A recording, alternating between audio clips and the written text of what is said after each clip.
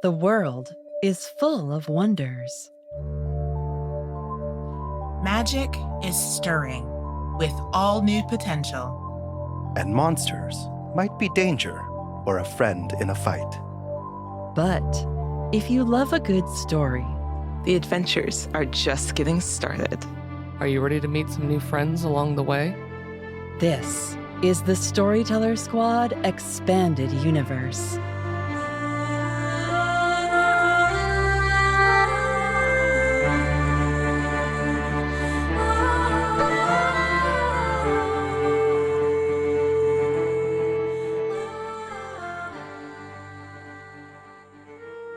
Hello, adventurers. Welcome back to the Storyteller Squad. Thanks for joining us for the fourth and final installment of our Expanded Universe series, featuring our lovely guest players from across the TTRPG creator space. This is episode 4 of 4, which can be enjoyed as a standalone adventure, but also connects to the story of our main series and our ongoing Monster of the Week campaign. Minor spoilers and Easter eggs lie ahead. But before we begin, let's check in with our heroes. There's something strange going on in this city. If I could just find the pattern to it, I'm sure I'd figure out where all the water's going. I'm Haven, she, her. First solo assignment. I'm good. I'm so good. This is great. I'm Agent Ruby Hayes, she, her.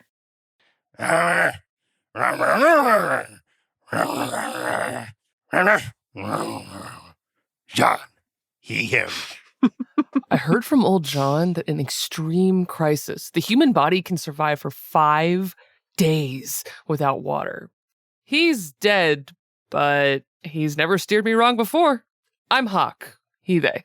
And I'm Natalie Fuinha, your keeper of monsters and mysteries. Let's have an adventure. The city of Phoenix is facing an unprecedented water crisis.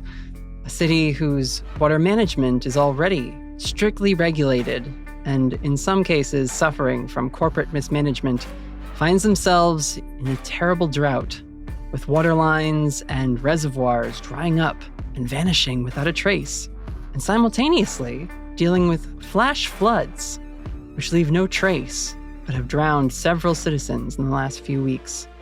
This story begins on a night in Phoenix, where a group of college students are sitting in one of these floodwater structures for catching overflow. As they sit on this large concrete sloped mound, they are sharing drinks, laughing, passing snacks around, and we hear the rushing of water. And out of nowhere, a massive 6-foot wave crashes onto this concrete pylon and knocks several of them down, rolling down its sloped surface as more water pools in and quickly floods the area. And we see phones dim as the light sinks to the bottom of this muddy brown water. And then we see time move forward very quickly. In a time lapse, the night ends, the sun comes up, and this area is dry once again. Not a trace of the water which arrives so suddenly. Just chalk markings on the dry cement where the authorities found these unfortunate students the next morning. We see a van pulling up and stopping near this floodwater structure, and a figure gets out the driver's side. Hawk, could we describe your character and introduce them? Hawk is a somewhat muscular, very, very tan man of East Asian descent. They have shoulder-length bleached hair that's grown out a little bit on top with fully visible roots. His sideburns have grown in a little bit too, and he's got a little dust of facial hair that he doesn't seem to mind. He's wearing oversized cotton pants and sandals that have seen way too many piles of dirt and not enough cleaning. He has a crop top on that says plant parent, and he seems to be in the middle of a clearly very long, rambling, possibly one-sided conversation as he gets out and says, I wonder if one day my van will be powered by ghosts. Or, I don't know, maybe Instagram likes or something. We see as you muse to yourself out loud, someone from the passenger side opens the door to the van and steps out. Jihan, can we introduce your character as you are riding along with your buddy Hawk?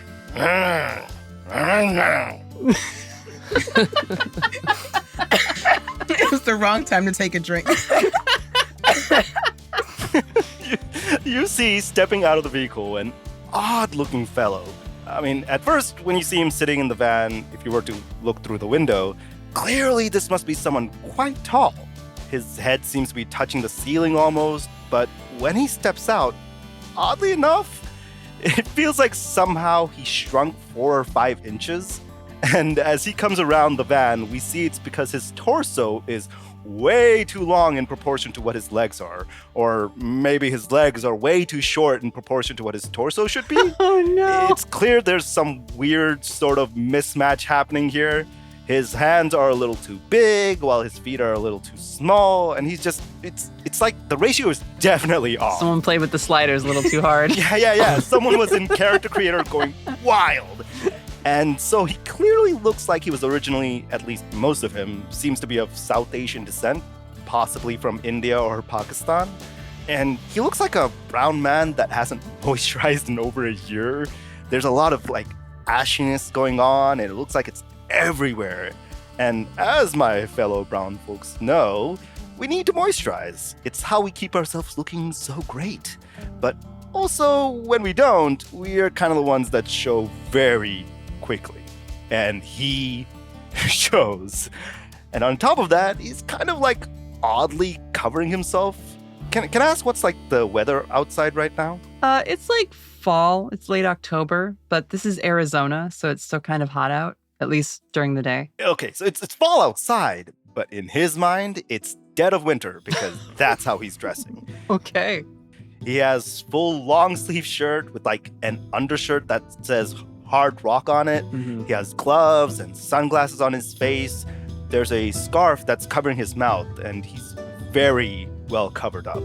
And you just see him walk around and turn to Hawk, and then start gesturing wildly, going, "Arr!" and like clearly showing like all the bumpy roads that they have had to pass. "Arr! Arr! And he points at the speedometer, grunting like, "Arr!" Everything stayed in the right place. And he waves his arms, and he kind of like wobbles unnaturally. You still have it. You didn't lose it this time. And you see him snap it back into place. I know.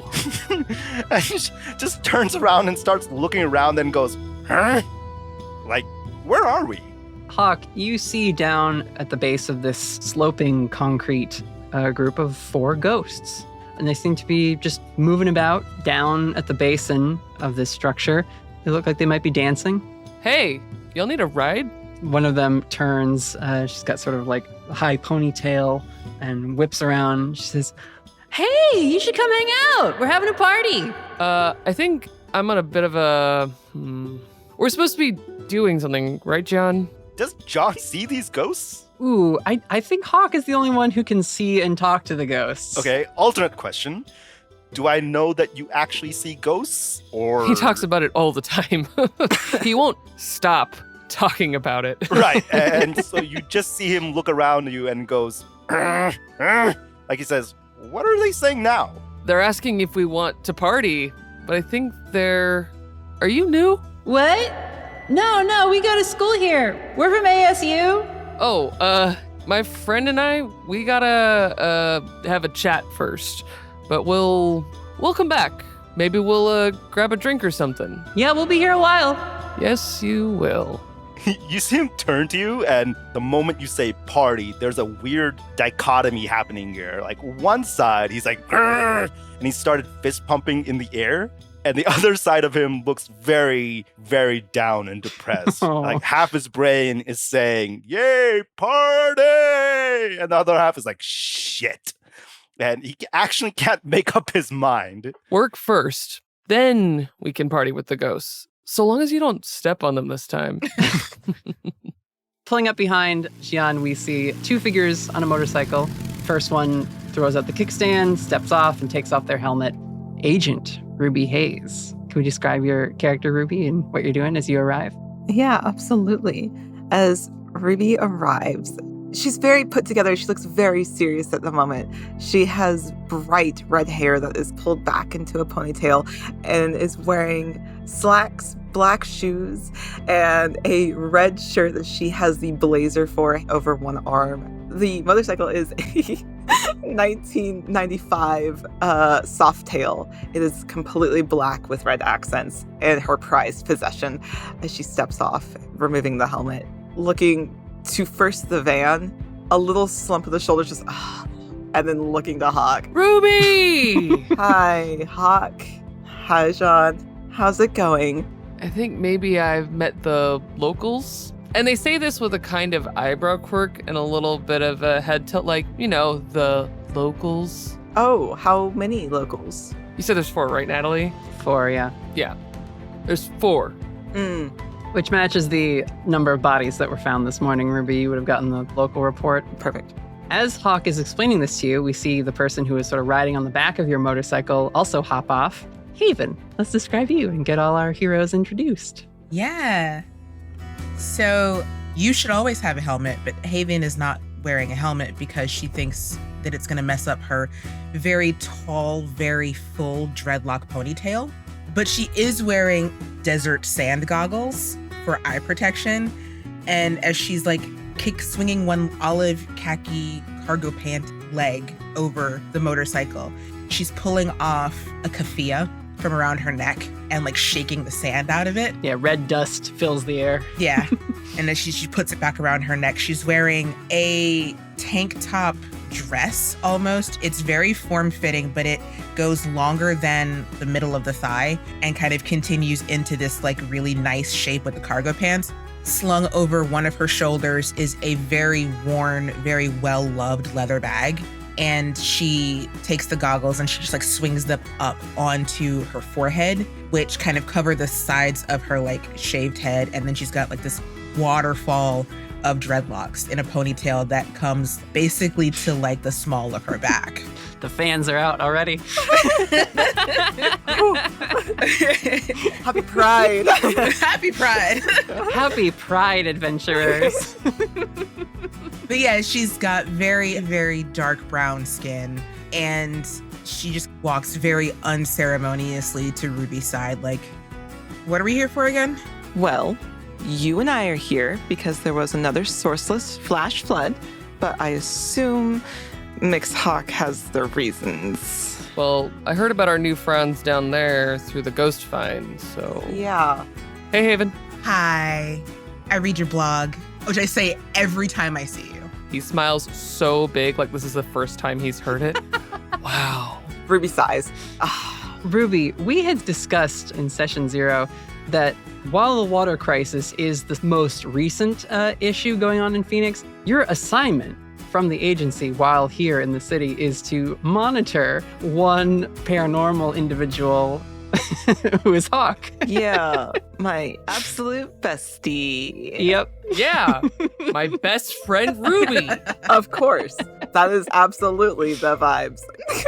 You've seen the water crisis get worse and worse over the past couple of weeks, and now you're sort of bumping into Hawk more and more as more of these drownings happen. Mm-hmm. Ruby 100% knows that that's why she's actually here to keep an eye on Hawk, but she's still trying to maintain that level of, you don't know why I'm here. So she's like, yes, the water crisis, that's why I'm here. Everybody knows the truth, but she still thinks that she's gotten away with something. Amazing. I was just going to say, I think Jean's reaction with Haven coming, it's not like a love interest type of excitement. It's more like, oh my god, she's so freaking cool. Almost like an older sister that he wants to impress kind of a thing. Like, oh my god, I want to be their best friend. Please notice me, senpai. Haven actually does notice you. The first thing that she does after saying hi to Hawk is come over to you, pull a tub out of her bag and hand it to you. You need to moisturize. It is really, really hot out here, and your skin is going to be so bad if you do not put something on it. It's some sort of like cocoa butter, shea butter combo for extra moisturization. He opens it up and in front of you just plunges his hand in and scoops out as much of the contents in like one scoop and just starts smearing it onto himself. Glove on? Yes, with gloves on. Oh, God. Good job. Good job. You can make more. Hawk, you see one of the four ghosts is sort of standing over, looking at Ruby's bike, and they're saying, "Damn, this is a sick ride. Is this vintage? Oh my gosh, I think my brother's got one of these." Just going on, and talking as though they're addressing Ruby, although Ruby can't hear or perceive this, so. Hawk, it doesn't even seem odd to him to just start looking at the ghosts like they're here, and doesn't really hide the fact that he's walking over to the ghost. "Hey, yeah, it's a nice bike. My friend takes really good care of it. It's her pride and joy." And he looks over his shoulder to Ruby. I think Ruby gets really excited at just the brief mention of her bike as she whips her out. "Oh, is somebody asking?" This is the time that you see her the most excited. She's like, "Someone's asking about the bike." What? "Yeah, my new, hey friend, I'm Hawk. What's your name?" Oh God, I named them all. 1 second. Interrogate your GMs. It says, my name's Rick. "Nice to meet you, Rick. This is Ruby, that's Gian, and that's Haven. We're just here to look into some stuff going on. Did you see anything weird happen?" Rick goes to shake Ruby's hand. "Real nice to meet you." And the hand just passes through Ruby as they don't react to him approaching. And then he kind of like stops and freezes and is like, whoa, how much did I take? Oh, shit. "Yeah, why don't you sit down?" And they plop their ghostly butt down on the curb there. "Ruby, our new friends here are very new and don't know what happened." Oh, Oh. you said there was 4 of them. There was a report this morning about 4 locals. Oh, We're going to have to tell them. Yeah? Is that what this is? yeah, I got that. I do that all the time. Okay. Good, because I'm going to be real. I don't know how to have that conversation and tell somebody. Also, I can't talk to them, so like that would be really weird, me trying to describe this to them and not being able to have a response. I keep saying Gian should be able to do it. What's up? Can we describe that gesture? Because that was hilarious, and we are a podcast. Yeah. he's telling them they died. Yeah. You're dead like me. Point, slit throat gesture, done, thumbs up. Universal death. Easy. Gian's so good at talking to them. So easy. Nah, I got it. I think we should look into the water situation, and I'll get there before we go. Yeah, I mean, I just think it's really inconvenient for whatever is doing this to just recede the water every day because we really need the water. So that's just kind of like really inconvenient. Make up your mind. We can either have Hawk talk more to the ghosts, or if Haven, you'd like to investigate a mystery. Excellent. I would love to investigate a mystery. All right, first roll of the game. First roll. Investigate a mystery. That's sharp. All right. I get to add 3 to that. Ooh, that is a 14 total. Okay. That's an opening roll. Great. With the 10 plus, you can hold 2. Ask me 2 of those questions. Ooh. While she's complaining about the fact that whatever is doing this is not leaving the water, she's venturing a little bit closer to where the bodies were found. And so it feels kind of obvious what happened here, but it might not be. So I'm going to ask actually what really happened here. From what you can find, you see that there is a drain at the bottom of this concrete space, which has like a little puddle that's still kind of like just trickling and dripping, drip, drop, drip into it. But you know that like if this whole flood basin was full, it would still take quite some time to just empty, just due to the rate at which water can flow through this grate in particular. So it's odd that so much water has just vanished beyond the function of this place. I think I will somewhat answer your question by cutting over to Hawk, talking with the ghosts. Then we can trade information amongst the characters a little bit. I think Hawk walked over and sat next to Rick Mm-hmm. and has done this a lot and is just sitting there looking around at the desert. So, what are you in school for? Economics. Hmm. Was supposed to be pretty easy, but feeling a little hazy on that now. Yeah, I wouldn't worry too much about it. So you came out here to party? Yeah, we just letting off some steam, nothing crazy. Just got done with club week, so it was time to take a break. Yeah, that's a lot of work. It is. It's a lot of work. I guess we've kind of been out here a while. I didn't realize it was the next day. It still seems kind of dark down here. I mean, time is such a weird thing. It doesn't really matter. Say, Rick, did anything weird happen last night? You see his eyes pierce the middle distance, and his voice gets almost like a hollow echo quality to it as you ask this question, Hawk. And he says, there was a light and music, and then we saw this horse, like a glowing horse or something. Mm-hmm. And a shaky ghost hand points off towards another of these concrete flood dams. It was a ways away, but then things got a little cold, and man, I think I might have hit my head or something. Things get a little hazy after that. So you're saying the light horse came and crashed your party? Yeah. It was nice at first. It was kind of an interesting thing we were seeing. It was all flickery, like static. But then the horse thing roared, and then there was like a scream. Somebody screamed. It might have been me screaming. Yeah, that happens. Hey, Rick, you got anybody who might be worrying about you? Yeah, my folks are up in Nevada. You think you could get word to them? Yeah, no problem. Thanks. And if you want to go somewhere, we'll figure out how to give you a ride. But you hang out as long as you want. Sounds good. I'm gonna go talk to my friends. Cool. Maybe we'll wrap up. Or keep partying. Time doesn't matter anymore, man. We'll hang out. No time like the present, I guess.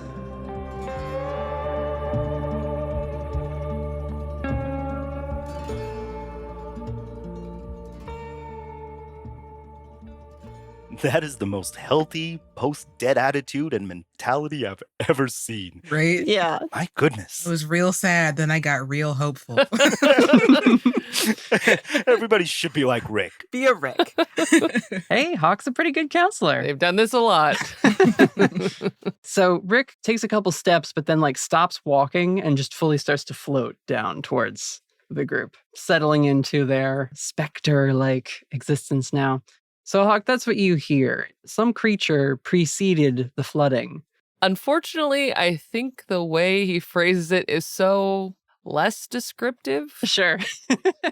It's definitely so there was a horse and there was light and the horse brought music and crashed the party and then there was loud noises. Can you be any more descriptive? I don't know.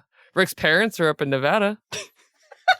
Got it. Ruby walks to her bike, pulls out a dossier, which she read this morning, scribbles down next to Rick's name, next of kin, parents are in Nevada, and then just closes it slowly.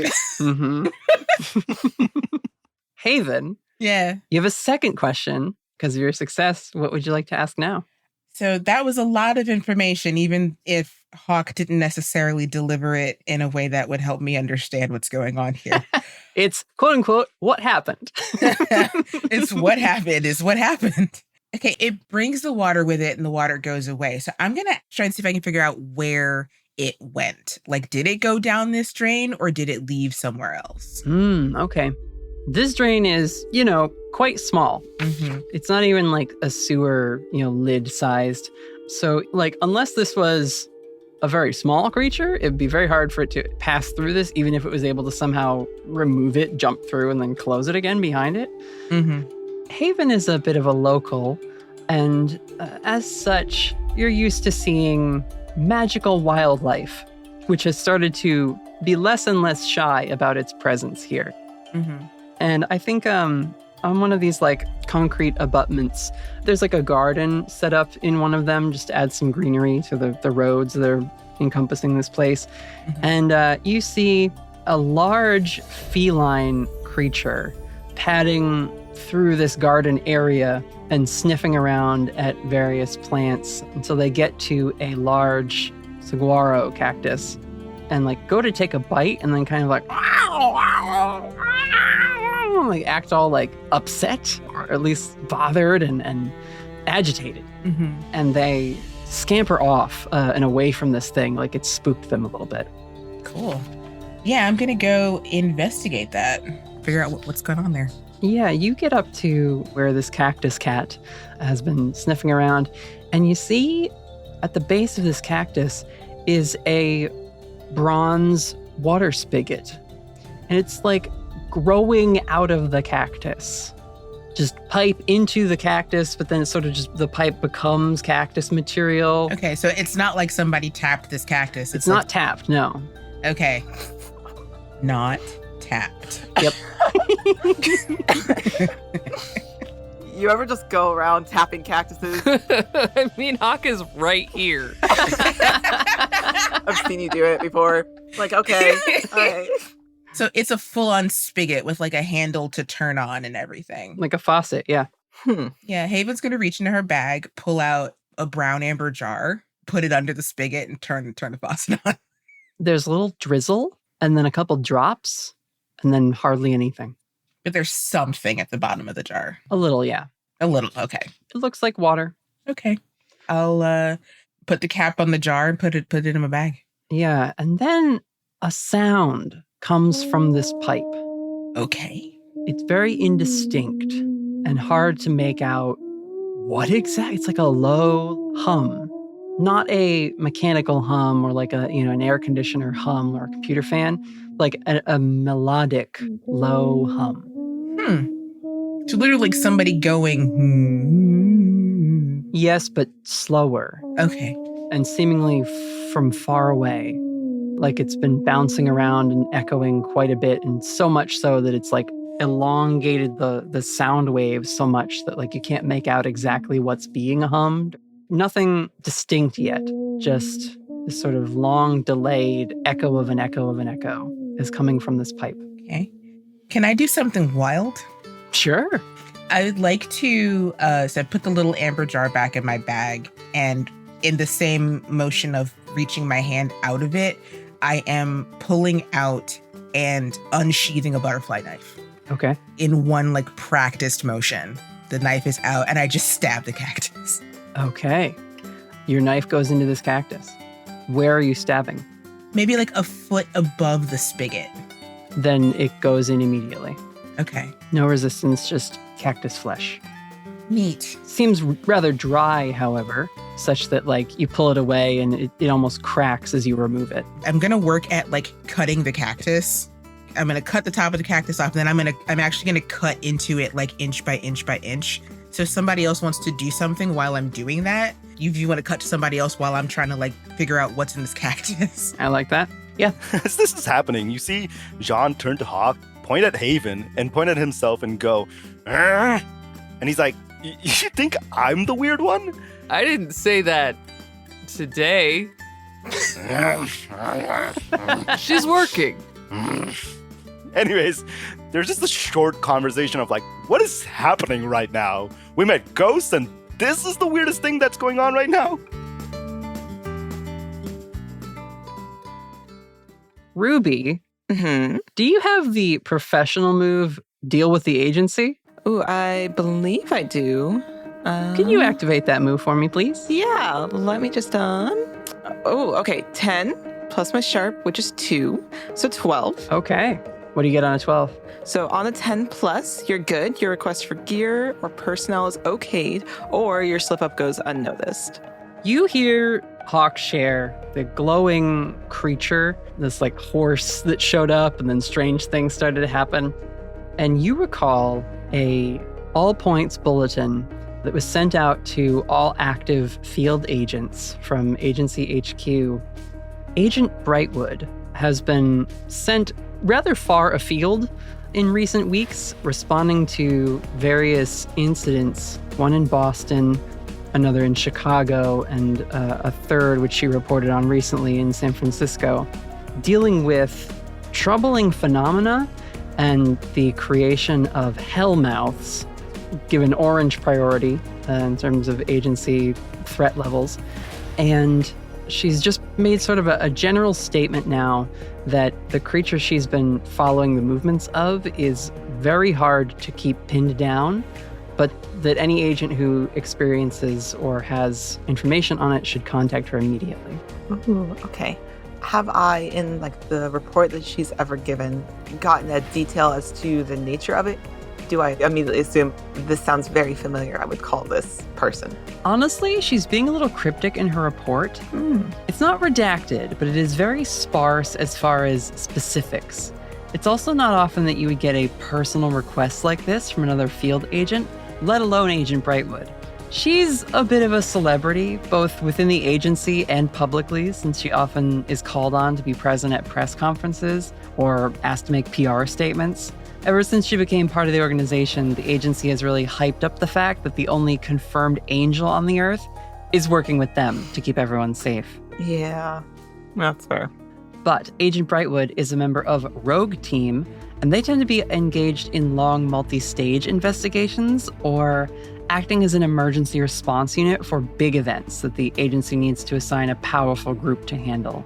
And I think having read the reports about the Hellmouths in Boston and Chicago that the agency is still actively trying to shut down, it stands out as odd to you that a member of Rogue Team is asking for assistance with tracking down some unusual creature, instead of being part of those ongoing efforts. And also because normally it would be the other way around, with local agency teams requesting Rogue Team's deployment or assistance with whatever they were facing. She's a little tight-lipped about the exact nature of this creature, but she gives a physical description of this thing. It is quadruped. It has a long tail and a long neck that's very serpent-like, but not a lot of other descriptors on its color or like other physical markers. She notes that it's been impossible to discern due to the like glowing nature of this spirit, whatever it is. Okay. Would I have a number to reach her or an email? Like, how does she best communicate? Because she is a little bit of a celebrity. I don't know if Ruby would immediately be like, yes, I have her cell phone. Let's call her up. Yeah, I think you would have to, you'd probably have to like leave a message through the agency directory, you know? Call headquarters, I'm reporting a thing, have her call me back, get me her email. There's a whole chain of people you got to go through to get contact to other field agents. I do have bureaucratic as my red tape, so that makes sense. Yep. Great. So I think if anyone looks over at Ruby, still standing by her bike with this dossier in hand, she starts putting two and two together, and there's a visible slump in her shoulders as she sighs. Ugh, Hawk. I think that creature that Rick is describing has actually been spotted elsewhere. Really? Shit. I'm gonna see if I can get a message through to one of the other agents. Yeah, you got like bosses and stuff you report to? I don't know. Yeah, sure.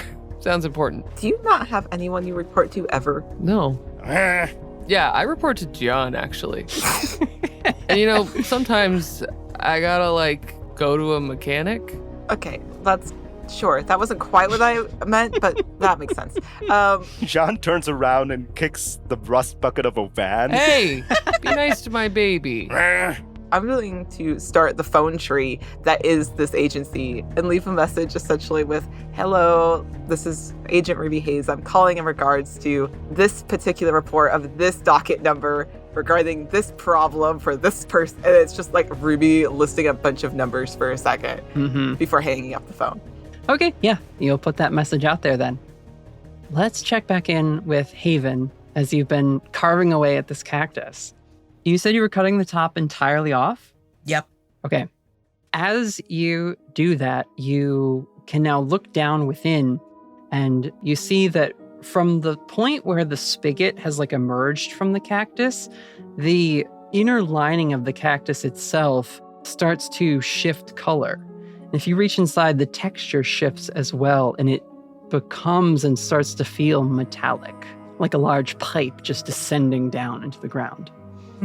Yeah, because she totally does do that. Like, no forethought, no protective gear or anything. Like, she is wearing what look like motorcycle gloves, but you can tell that they might actually be something more similar to like rock climbing gloves or something like that. But yeah, she just goes ahead and goes like, just sticks her hand right down in there. It's like, hey, Ruby. Yeah, what's up? Pipe cactus. What's a pipe cactus? It's a cactus that's a pipe. That looks like a saguaro cactus. Yeah, no, the top of it was that, and I've actually got some slices of cactus here. If you want to have some of that, it's quite tasty. Oh, hell yeah. Wait, maybe don't eat that yet. Maybe we wait to see maybe if it's, evidence. Just checking first. Hawk, please. Okay. Yeah, whatever you say, Ruby. Thank you. But the parts of it that are not cactus are pipe. Okay. I will wander over. It makes perfect sense to me. Yeah. Except for the fact that it's a pipe, which cactuses shouldn't be. But yeah, I show off the spigot and the inside of the cactus, which is like, partially metallic, partially cactus. And I mean, and water came out of it, kind of. At least I think it's water. And then I pull out the little jar. Okay, I did the partial evidence thing. You want your evidence, you got the evidence. There's a little bit of water in here. You can test that or whatever. You see John grab another cactus and then break off a piece and then try to see if he can pour out water. You gotta squeeze it.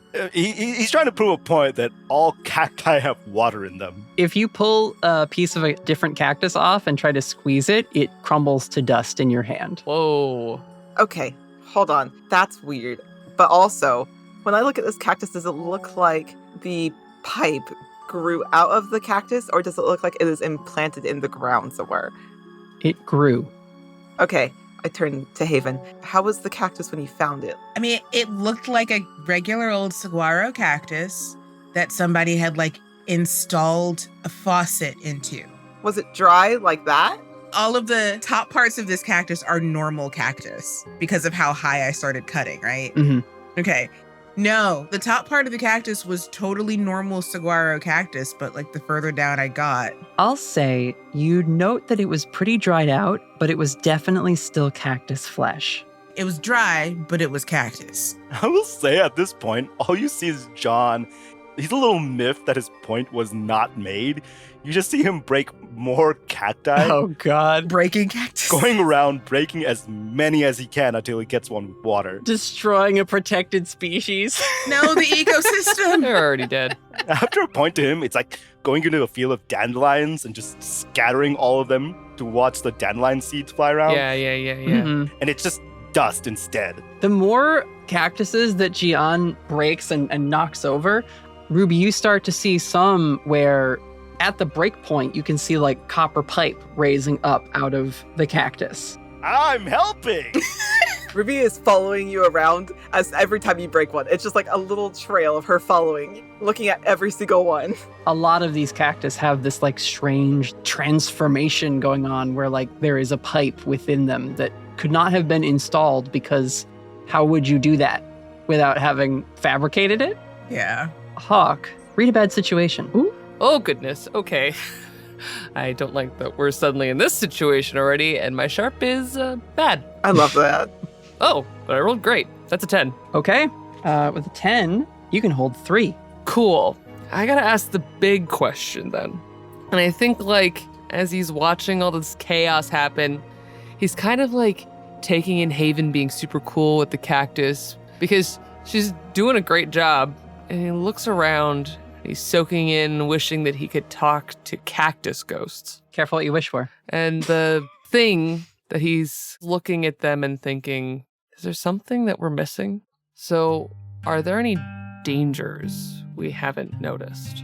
As more of these pipes that have been somehow placed inside these cactuses are revealed and allowed to be open to the air, more of that hum starts to come through. Hawk, you're able to start to make sense of that there are words within this hum and this melody. Everyone else, you sort of start to hear like a discordant, like it's too slow, and then it pitches differently, and then it's quiet, and then it's loud. But Hawk, you're able to hear it much clearer, and you hear singing.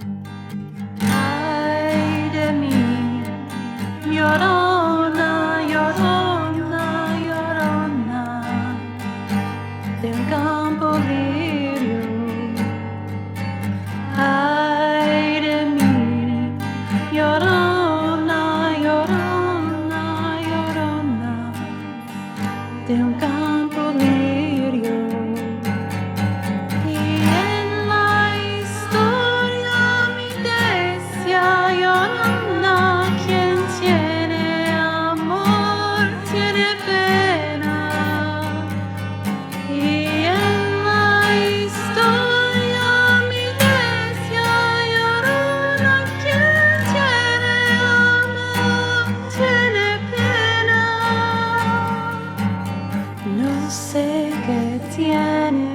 las flores, llorona las flores del campo santo.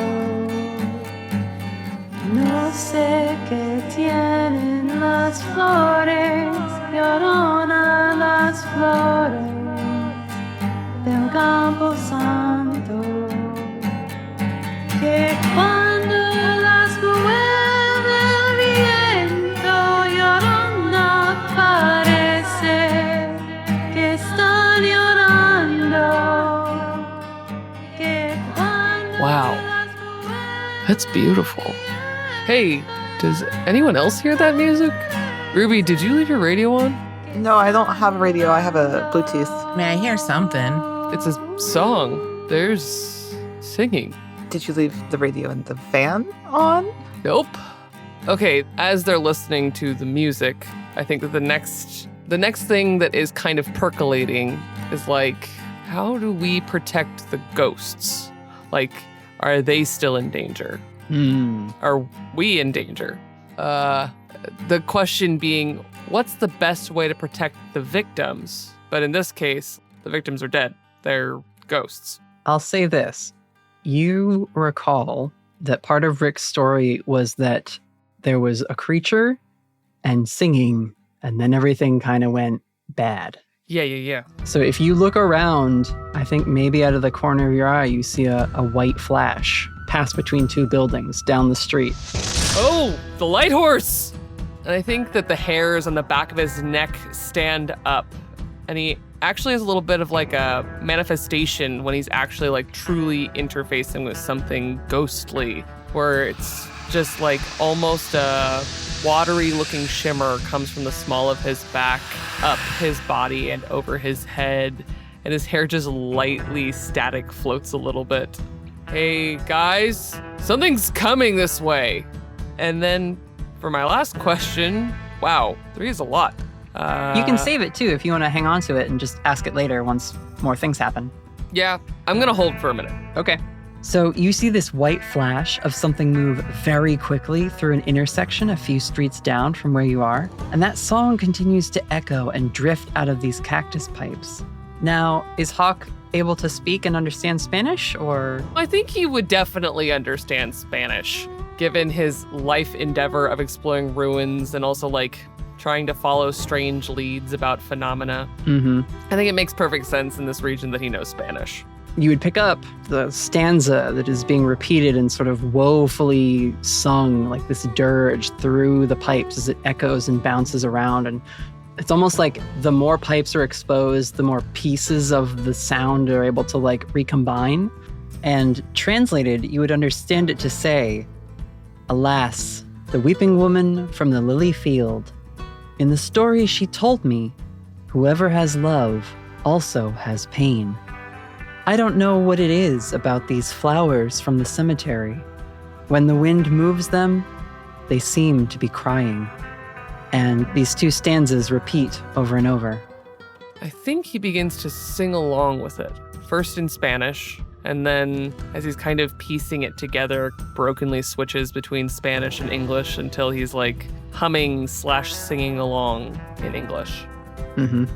As you sing along with this song, there is a rushing sound, like that of waves. That we all hear? Yeah, the rest of you start to pick up on that rushing sound pretty quickly. And I will say, Hawk, you see down the road again, atop a electrical pole, leaping up onto it, 4 legs very primly placed atop the pole despite its deer-like size, this glowing silver creature.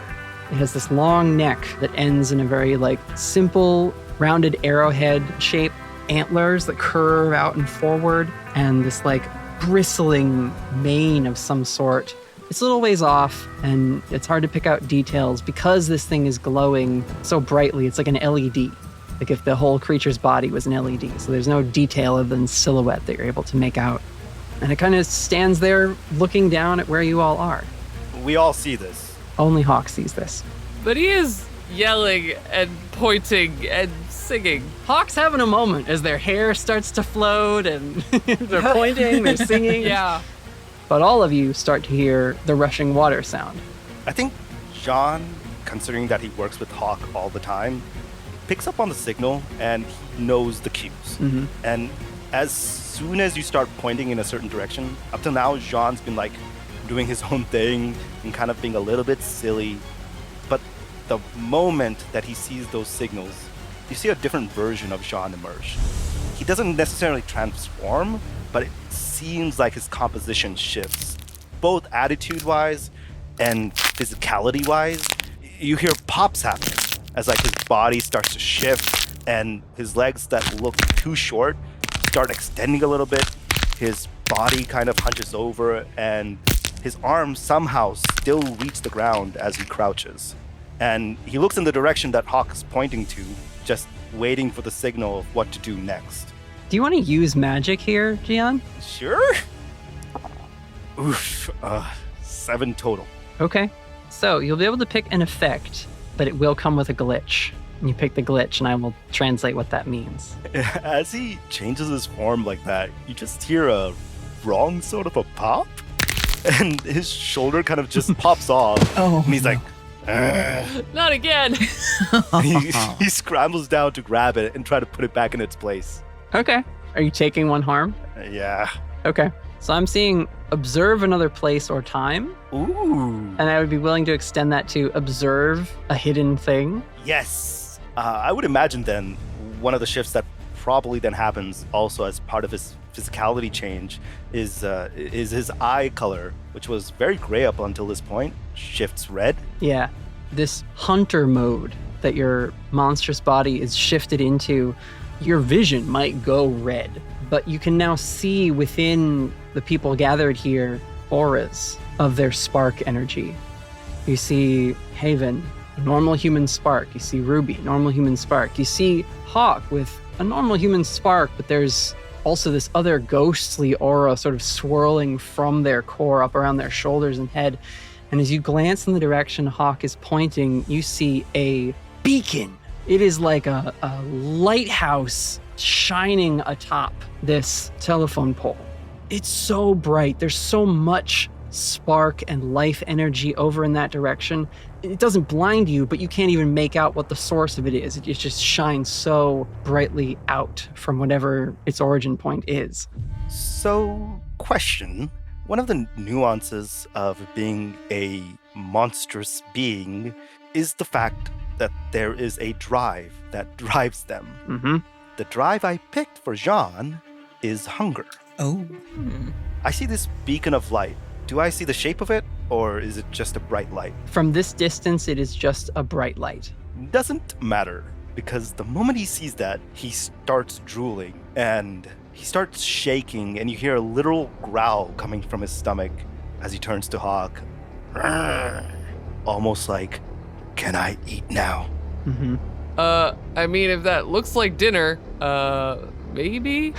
Ruby? Just to add a little extra flavor, if we, the camera, were also gifted with this hunter sight that Gian is activating here, we would see that while everyone else, and even random passersby as they move past, little dots of light, little human sparks going around, Gian has no aura. Oh. There is an emptiness at the core of him. Hey, that hurts. That hurts, but it's so good. So good. And the moment I get permission, you just see Jean, in a very animalistic way, using both hands and feet, sprints forward, just propelling himself at an inhuman speed to approach this creature. Yeah. Ruby and Haven, you see Gian change, growl, and then bolt down the street.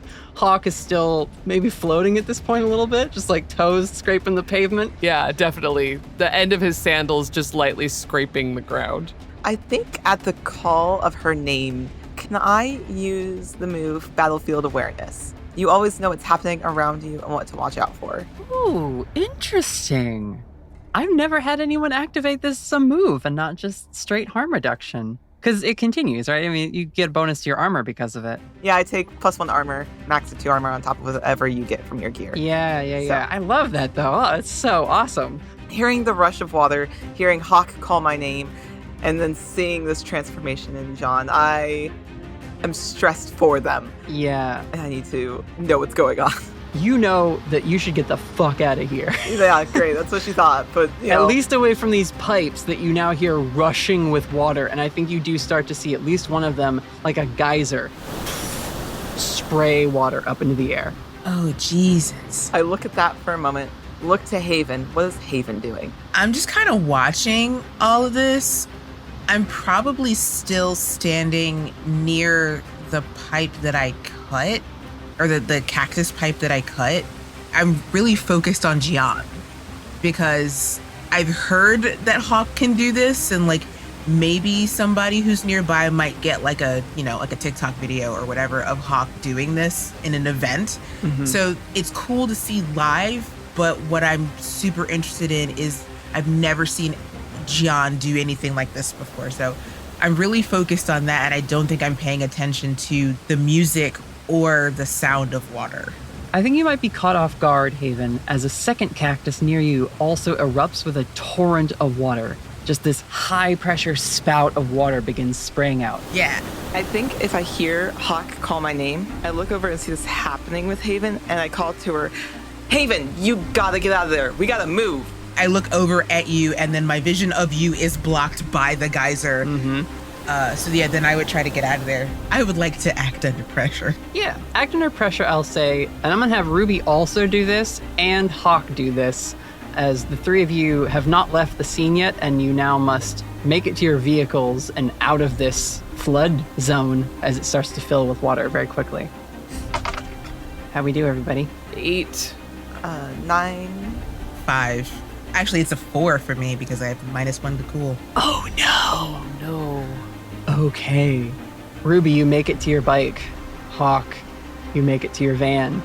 Haven, you are swept by the current and held up as your combat boots are weighed down. They start to fill with water. You are very quickly almost up to your chest in this sourceless floodwater as it's filling the space.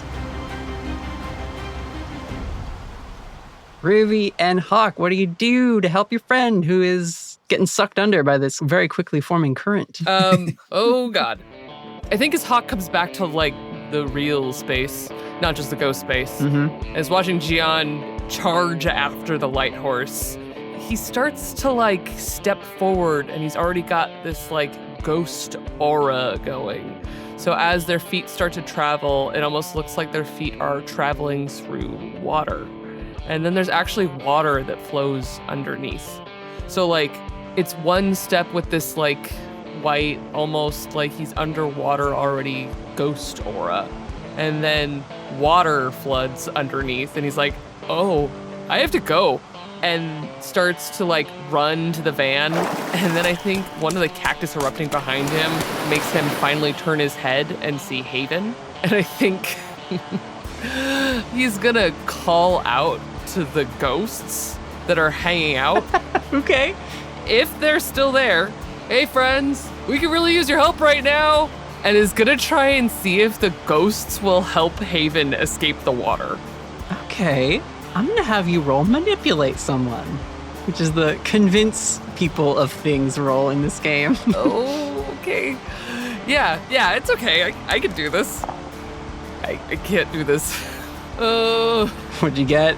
5. Oh no. I think you call to your ghost friends, but it's hard to see if they're still there or not because the water is already filled up past where like a person should be. Haven is having to tread water at this point. Hawk, you call out, hey friends, can you help? And you instead see hands reaching up out of the water, ghastly and bone, like just flesh around skeleton, no other soft bits, grab at Haven's, what did you call the scarf thing? It's a keffiyeh. Keffiyeh, thank you. It grabs at the keffiyeh and pulls them under the water surface. Ah! Weeping woman! Okay. I would like to use leave no one behind. Okay, is that a roll you have to make? Yes, it is. Okay, here we go. That's not bad. 10. Nice. So on a 10, you get them out clean. Okay. I'm going to basically run past Hawk, throw you my blazer and my motorcycle key, Yeah. and then dive into the water after Haven. you are swimming and you see a shadowy wraith-like figure tugging Haven down to the drain area of this concrete ditch. And do we think Ruby has some like agency tech or equipment for dealing with paranormal threats? Just some sort of standard issue gear? Oh, like a electrical bomb almost, just like, oh, something scary to spook them. Yeah, just some kind of like blessed object, or, you know, very like Constantine, where you'd have like an amulet you could just pull out quickly and be like, away with you! Like Pocket lint and an amulet. Yeah. Half-filled subway card. You know what it is? I think it's actually her badge. Oh, that fucking rules. Yes. Yeah, I think it's gotta be her badge. Yeah. I think in the age of the Revelation, post-Revelation, all Eastie agents have their badge enchanted to be a sort of generic ward. That makes so much sense. I kind of love that. Yeah, that's great. We're writing lore for the campaign, right? As we speak. Hell yeah. Yeah, you flash your badge forward and the creature releases. It gives off this wailing shriek that you hear even through the water, but they vanish into the dark, murky depths. Hard to have visibility here as the water fills with more dirt and red dust. But you're able to get Haven up out of the water, and Hawk, you can help them climb out onto the raised platform of concrete and onto road level once again. We gotta go. And I'm just patting you down like, are you good? How are you doing, Haven? You just got pulled underwater by a ghost. Yeah, that's terrifying. I come up like coughing and spluttering like, no, thank you. As I'm like literally like zombie crawling across the water. No, thank you. Oh my God, if I'm ever in a supernatural encounter, that's what I'm going to say now. No, thank you. No, thank you. Thank you. Thank you. I've seen your haunting. I do not want it. I do not want it. Yeah. Okay. You guys hop onto your vehicles and we will cut back over to Gian. As you get closer to this source, this font of spark energy, you see the silhouette of the creature begin to be clear. You see, as I've described, this quadruped creature with the long tail and neck, just sort of watching. It has one eye that is just sort of a simple brown and one that is a glowing amber. And these are the only two details you can make out, other than its very white, static energy surface texture. And as you get closer, you see the two eyes glow with a silver pulse. And as Hawk and Ruby and Haven drive away from this flooded area, the water quickly starts to recede as quickly as it arrived. And we see little drains sort of manifesting from within this concrete area. And as the water dips below them, they vanish again and are smoothed over with basic concrete. We see this. Our heroes have left the area, so they do not catch this effect happening, but I just want to describe it. Gian, as you get to this creature, are you going to scale the pole and go after it, or? Hell yeah. Okay. It's dinner time. Your intent here is to harm this thing, right, and feed. Uh-huh. So roll kick some ass. Let's go. Hey, that puts me at a nice 11. Ooh, okay. You get to pick a bonus on the kick some ass list for 10 plus options, one extra effect. Ooh, okay. I'm going to inflict terrible harm. Okay. At this point, the closer he gets, the more excited he gets, and he seems to become more and more feral. And once again, a weird shift in his body happens where he drops down into a lunge, and when he leaps, his arms reach out, and his arms should not have been able to reach, but somehow they extend, almost like an accordion, and he bounds up the pole. What is your monstrous attack? What weapon are you using? What damage are you about to do here? He's going to use Claws of the Beast, because I'm going for that eye. The amber one specifically. Claws of the Beast is one of the modifiers. You have a base attack, and I want to know what type base attack you are using here. Under natural attacks? Yeah. Got it. Because I think we had discussed you having the life drain ability, tying into your, like, hunger effect. I thought so too. Maybe I clicked the wrong thing. Oh, no, I see it now. So I have life drain as my base, and then also add 1 harm to a base as one of my extras. Yeah, so your life drain would become 2 harm if you've added the +1 to that, and then Claws of the Beast would add a 3rd, meaning it's a 3 harm base move that you do that is life draining. And then you're also taking the effect of doing terrible harm, which adds another. So you're going to do 4 harm to this thing. Yup. You reach out, your hand extends farther than it should physically be possible for a human body to do, and slash at this thing. Your claws rake across its face. You see silver just flash into the air. You feel yourself surge with life energy as your effect reaches out and taps this thing's spark, stealing some of it for yourself. There is no such thing as temporary HP in Monster of the Week, but because this is a one-shot, I'm going to give you 4 extra boxes on your harm track right now. This creature screams. It is a bestial roar, but high-pitched. It's like a shriek that it lets out. It sounds like this thing is quite young, and it leaps from the pole, and as it does, its tail sort of whips and cracks and catches you in the face. Because you've not chosen to suffer no harm or little harm, you're going to take this tail attack from this thing as it flees. Mm-hmm.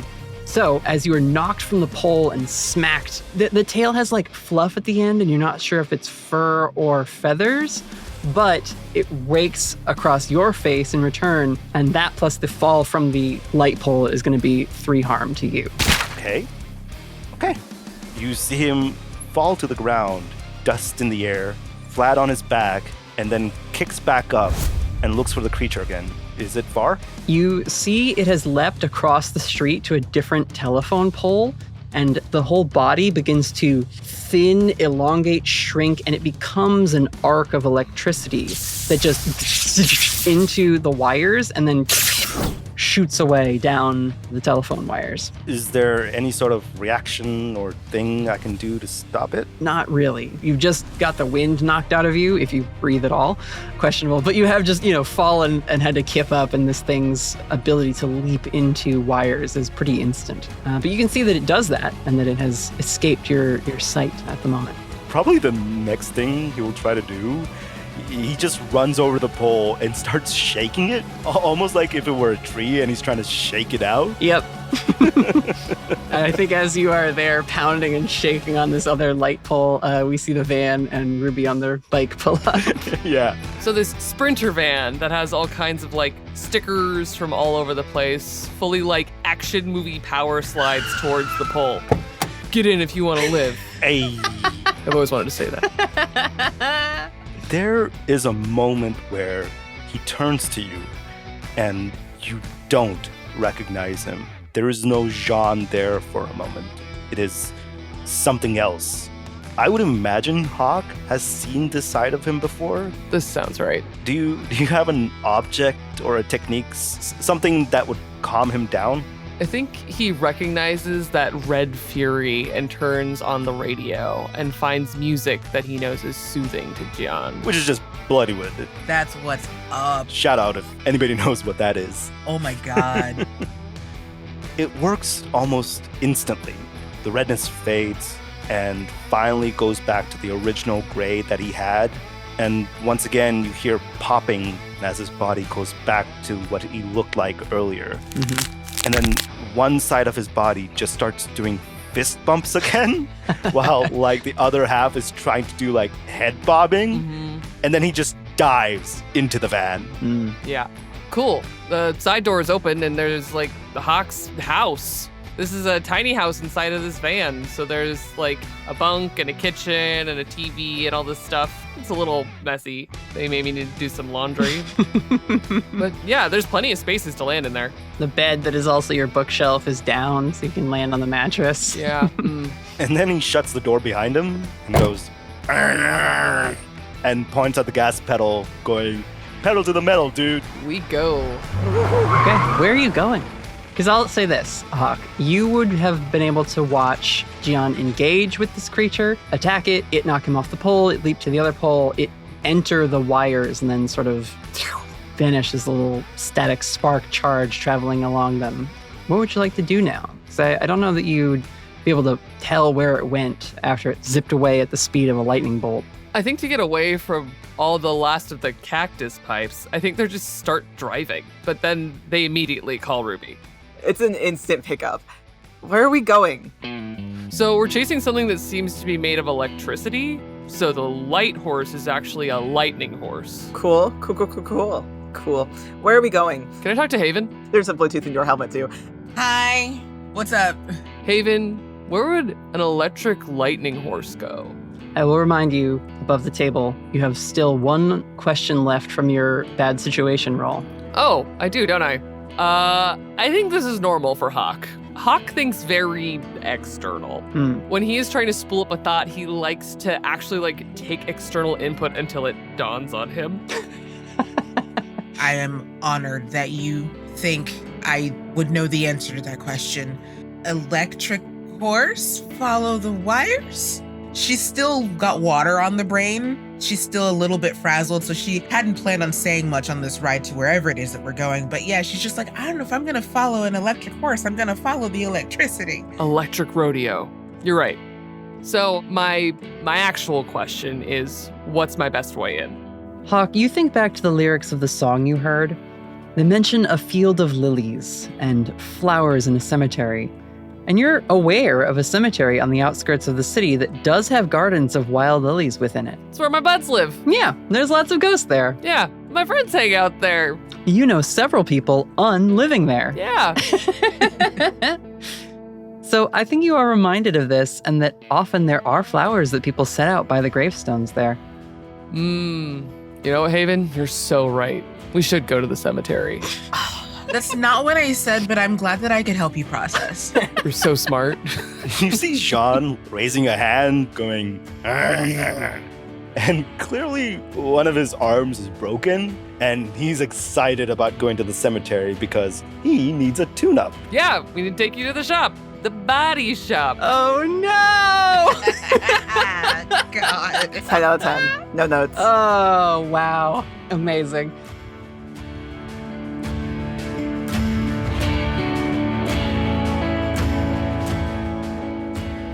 Ruby, as you are following Hawk's van as they head towards the cemetery, a place you've often had to observe them and stake out in front of or across the way from in a different parking lot. They always wave. Somehow they always know I'm there. Yep.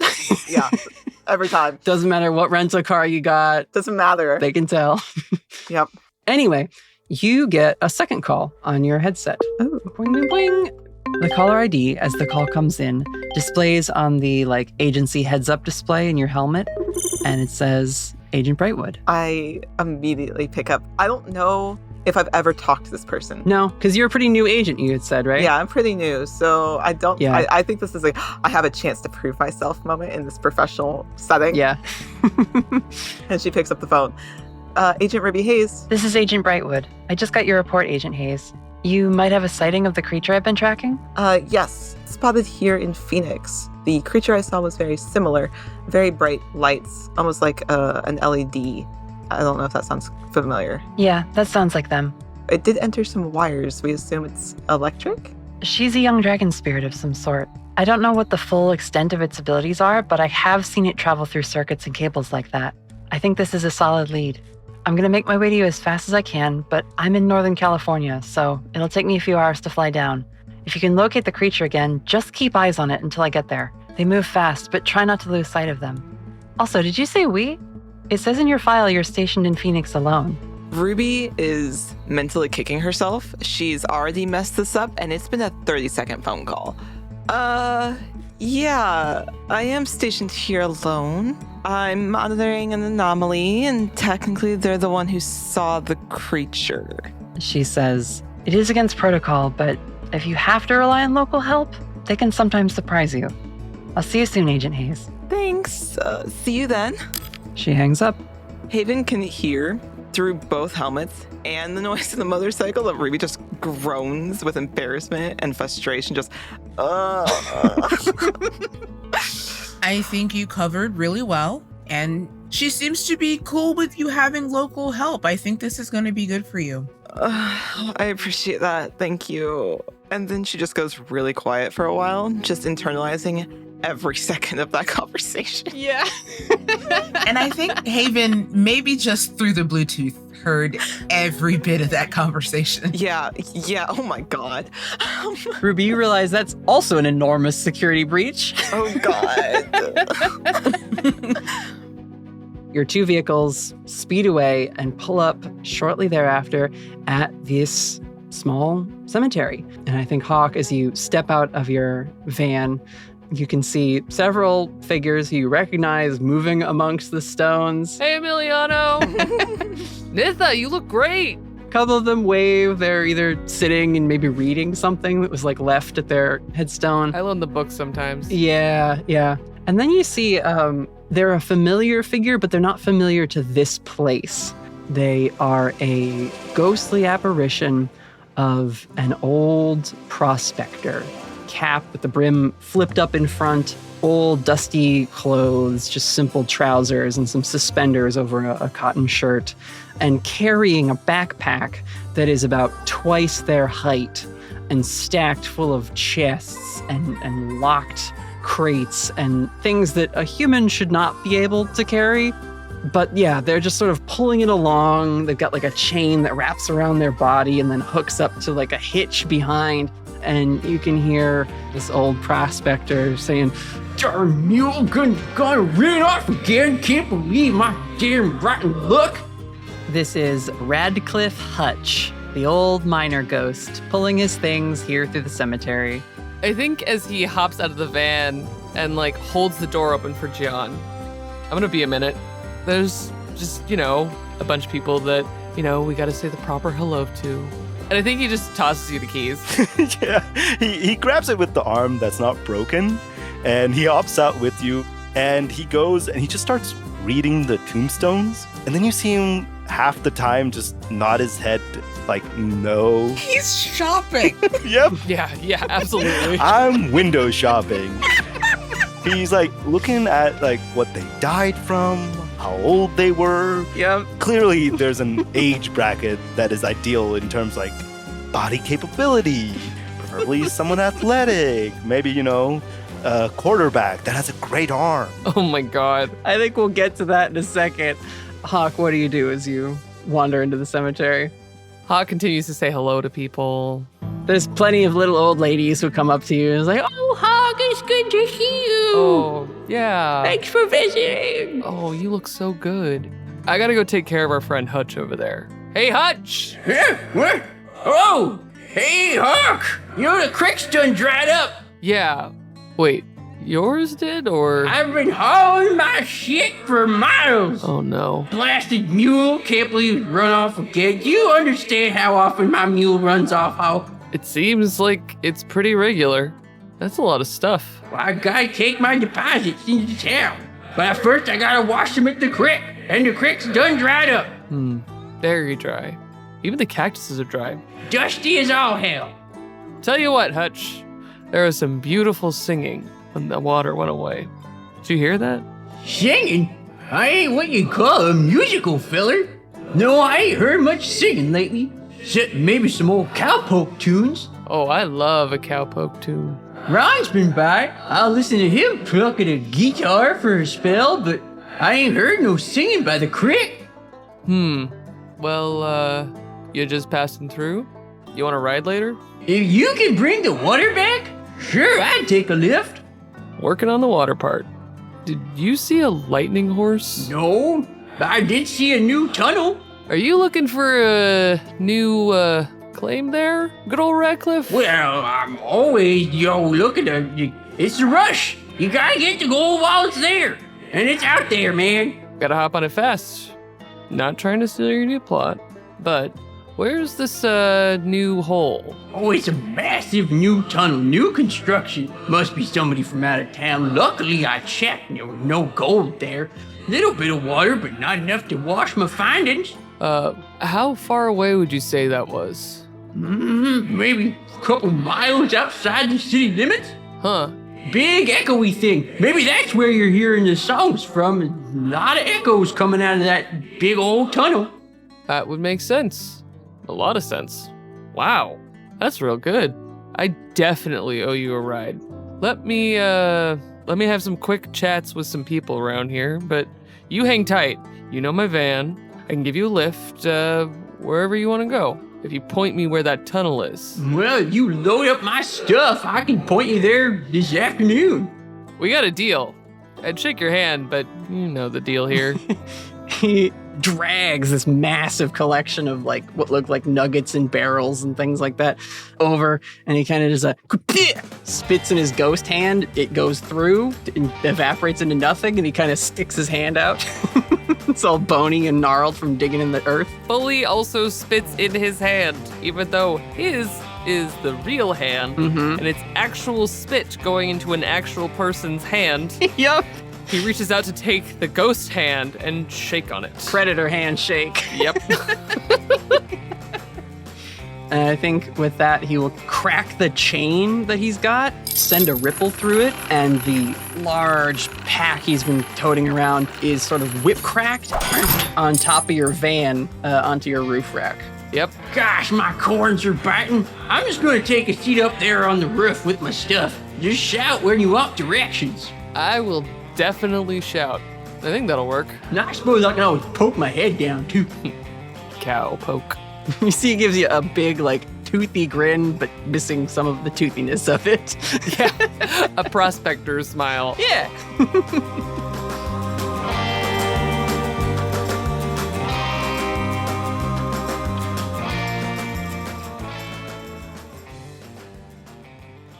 Gian, you find anything you like at the all-you-can-dig-up buffet? I mean, you tell me. Is there something I should roll for, or? Yeah, why don't you, let's see. I'll let you roll just a straight sharp roll. Technically, it would be like investigate or like read a situation, but not quite related to the mystery. So it's just going to be your skill at observing and finding something. So sharp. Yeah. Roll for buffet. Roll to replace. That is a 4 total. Ooh, okay. Unfortunately, I don't think you're able to find any suitable replacements amongst the crowd here. Like I said, it's a lot of older folk in this particular cemetery, so not really a lot of athletic options to pick from. I think if you wanted to, you probably would just be as served getting one of these older options as to just like splint your arm up for now. I think he just splints it up.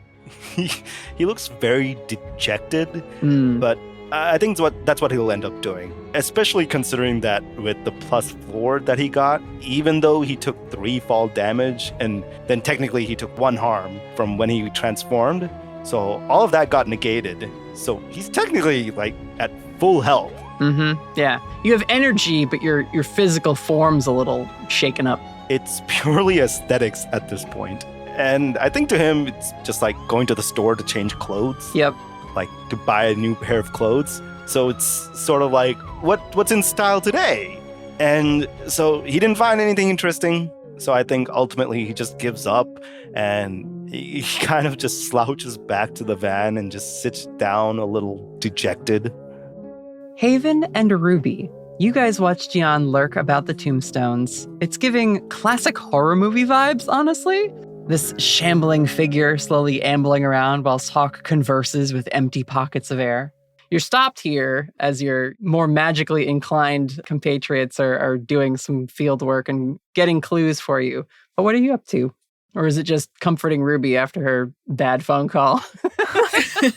Yeah, I think when we stop, I take the opportunity to wring my scarf out because I'm pretty sure I'm still, like the wind definitely dried me a little bit, but there's probably still some water in my scarf. So I take it, I wring it out, and then I actually put it away because it hurt me. I mean, the weeping woman hurt me, but she hurt me because of my scarf. Yeah.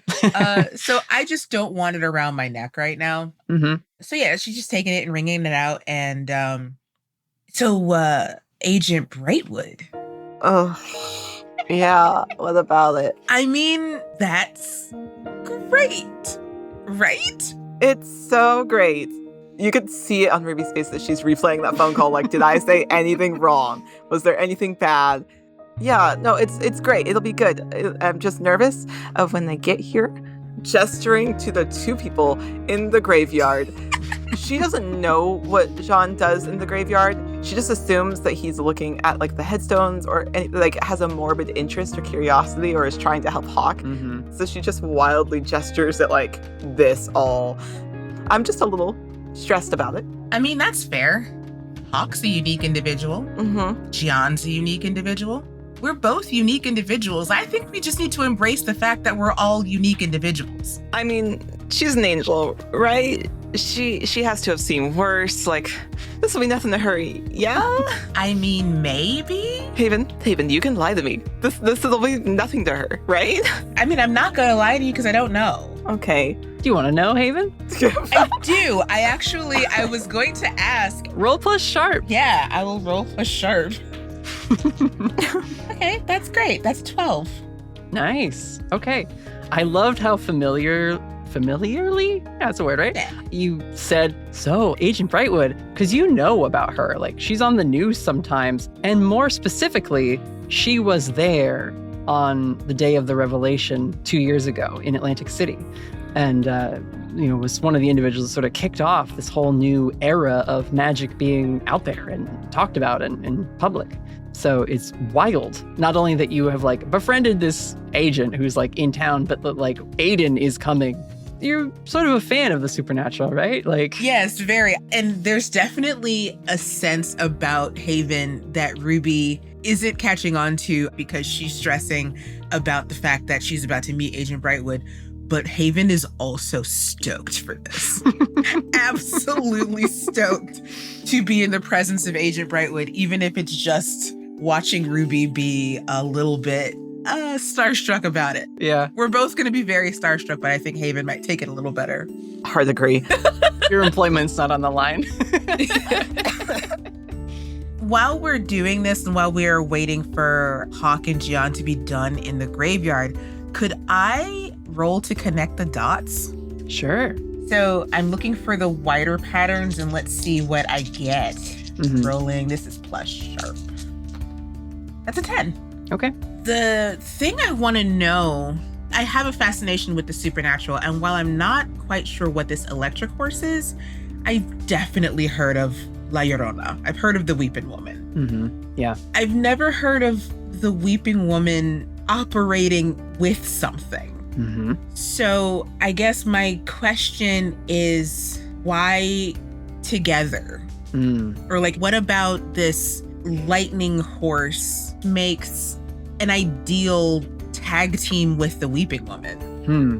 What's the specific wording on a 10 plus with connect the dots? A 10 plus I can hold 3. And ask questions or? Spend my hold during the mystery to ask the keeper any one of the following questions. So does that mean I can ask one now, or does that mean that I can hold all 3 until later? You can hold all 3 till later. You can ask any of them now, etc. You've sort of just got these questions now that you can sort of interrupt and be like, I want to know this. Yeah, I think right now that's the only one that I'm interested in, because we've kind of solved the mystery of where the water's coming from, but we don't know why the horse precedes the Weeping Woman and the water. Yeah. So I kind of want to know what the correlation is there. Okay. Which question from the list are you asking, just so I can... From the list is... The closest one I've got is, what does the monster want from this person? So I guess, what do they get from working with each other? Can we say that? Yeah, sure. You think back to the cacti and how they seemed to be like connected to pipes, impossibly so, like magically. They were copper pipes too, right? Yeah. Copper's a great conductor of electricity. And we can say you maybe overheard Hawk, like, because you're on the Bluetooth, right, with Ruby. Hawk may have said something offhand about like, oh yeah, the creature like leapt into the electrical wires and like vanished. So this creature, it does seem to have a connection to infrastructure. And I think I'm gonna move our camera along a little bit here just to finish answering this question, because as you follow the directions of Radcliffe Hutch, as he, directs you guys where to drive in the van and follow along on Ruby's bike. Head out the window. Yeah. He's just like sitting up there on top of your van like it's an old covered wagon, just, yeah! But he directs you to this creek outside of town, which has dried up. It's a very dried, muddy riverbed. and you all can see a pipeline. And it's shoving into the ground and like emerging, but it's just this pipeline in the middle of nowhere. There's no like piece of it that connects further down. There's nothing to indicate that it was once part of an older system. It looks not new, but just like fairly sturdy and well built and constructed. Radcliffe says, See, new tunnel. Can't make heads or tails of how it got here or who's built it, but it showed up in the last few days. and it's a massive pipe, maybe 10 feet, almost an opening to like an underground pipe and tunnel system. Sure is big. And Hawk, as you're here observing this strange industrial structure, you hear faintly once again the sound of singing. Alza los ojos y mira llorona allá en el cielo oscuro. Alza los ojos y mira llorona allá en el cielo oscuro. La luz que me alumbraba llorona en tinieblas me dejó. La luz que me alumbraba llorona en tinieblas me dejó.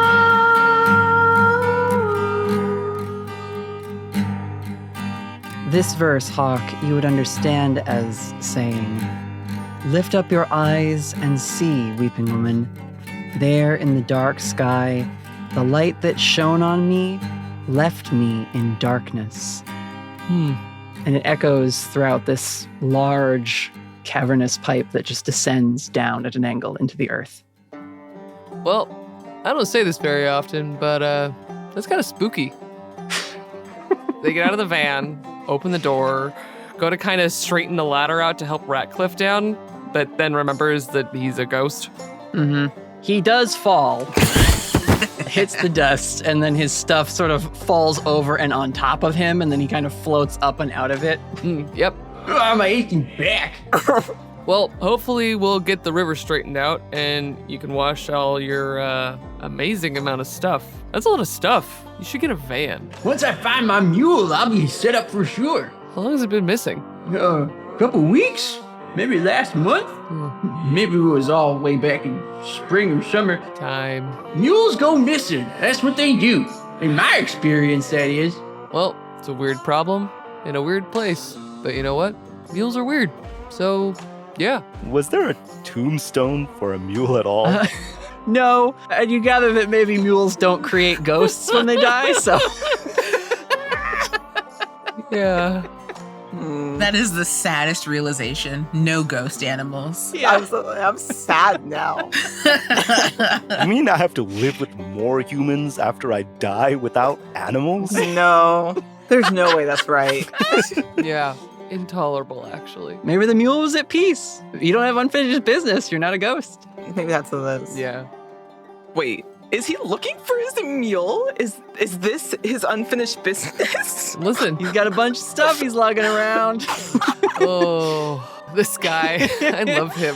You see, as he's like takes off his hat and is like fanning himself with it, like he's overheated in the sun, and you can see like the back of his head is just kind of blown away, like he got into a gunfight. And there's like the entry room in the front, and then like the back just like gone. Yeah.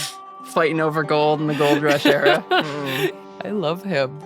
Yeah, he'll shake his hat out, put it back on. A bunch of dust still falls off the brim and down into his beard. He kind of That's it. All right. Well, here's the creek. You can figure out how to bring the water back. I'll set up camp and maybe make some beans for supper. Ooh, beans. Really good for you, beans. Full of iron, which you need for digging. Maybe we'll find a new claim around here. But it'll take a minute for us to get the water coming back. I think that I gotta go figure out what's making all that beautiful music. You see, he takes his pickaxe and points it at you, Hawk. He says, You find a claim, we'll stake it 30-70. I'll give it to you 2080. Deal. All right. and he'll go and sit down and Starts taking ghost cans out of his ghost backpack to make a ghost supper for himself. Light a ghost fire, the whole 9 yards. Right, yeah, with his ghost tinderbox. This is extremely normal for Hawk. He definitely talks to, like, for every one person that they have a conversation with, they must have a conversation with, like, 15 ghosts. So Yeah. And of every, 15 ghosts that you meet in Phoenix who are like normal people, there's like 45 old prospector ghosts that you meet out on the road. yeah, and he loves all of them.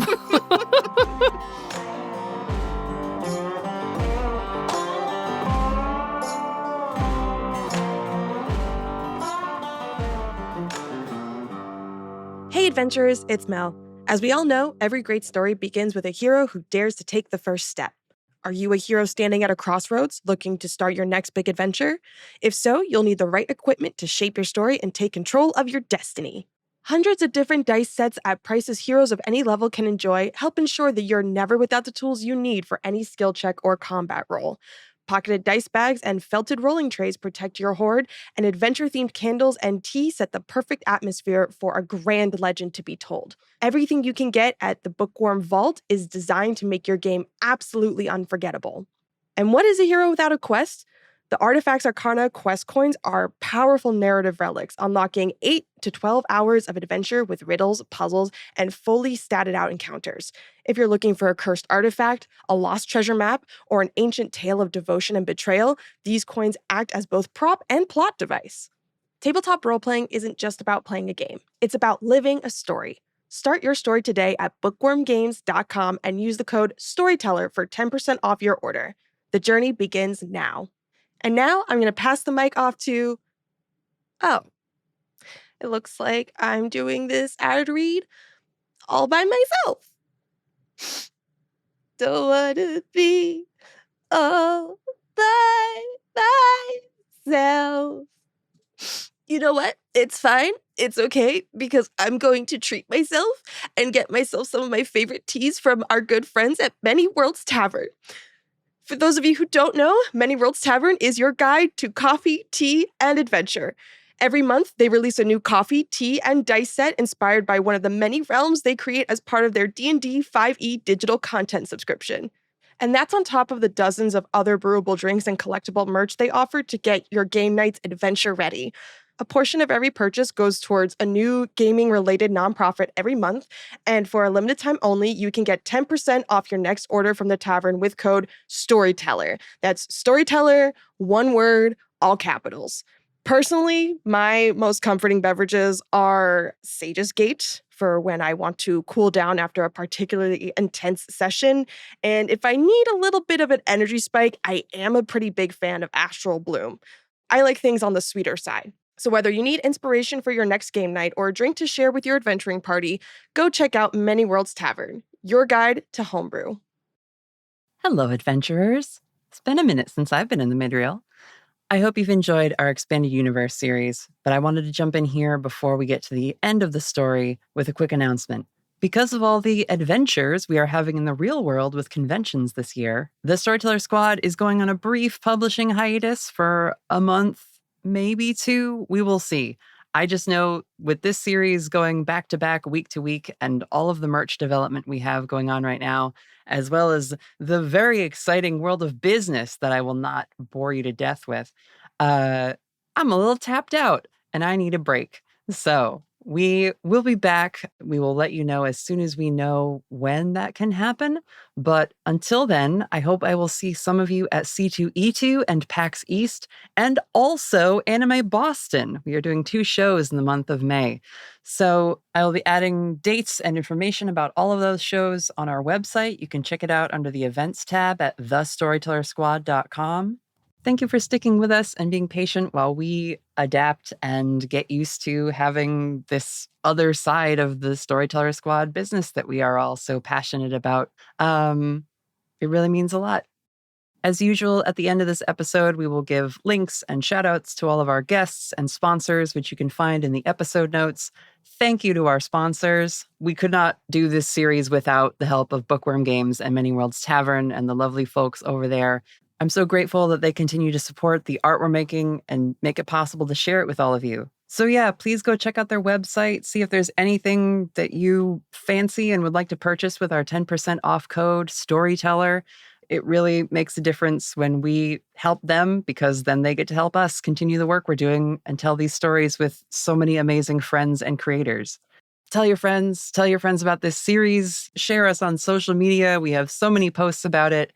Anything you can do to help get the word out about the Storyteller Squad is incredibly helpful, and I think the world deserves to know about these stories.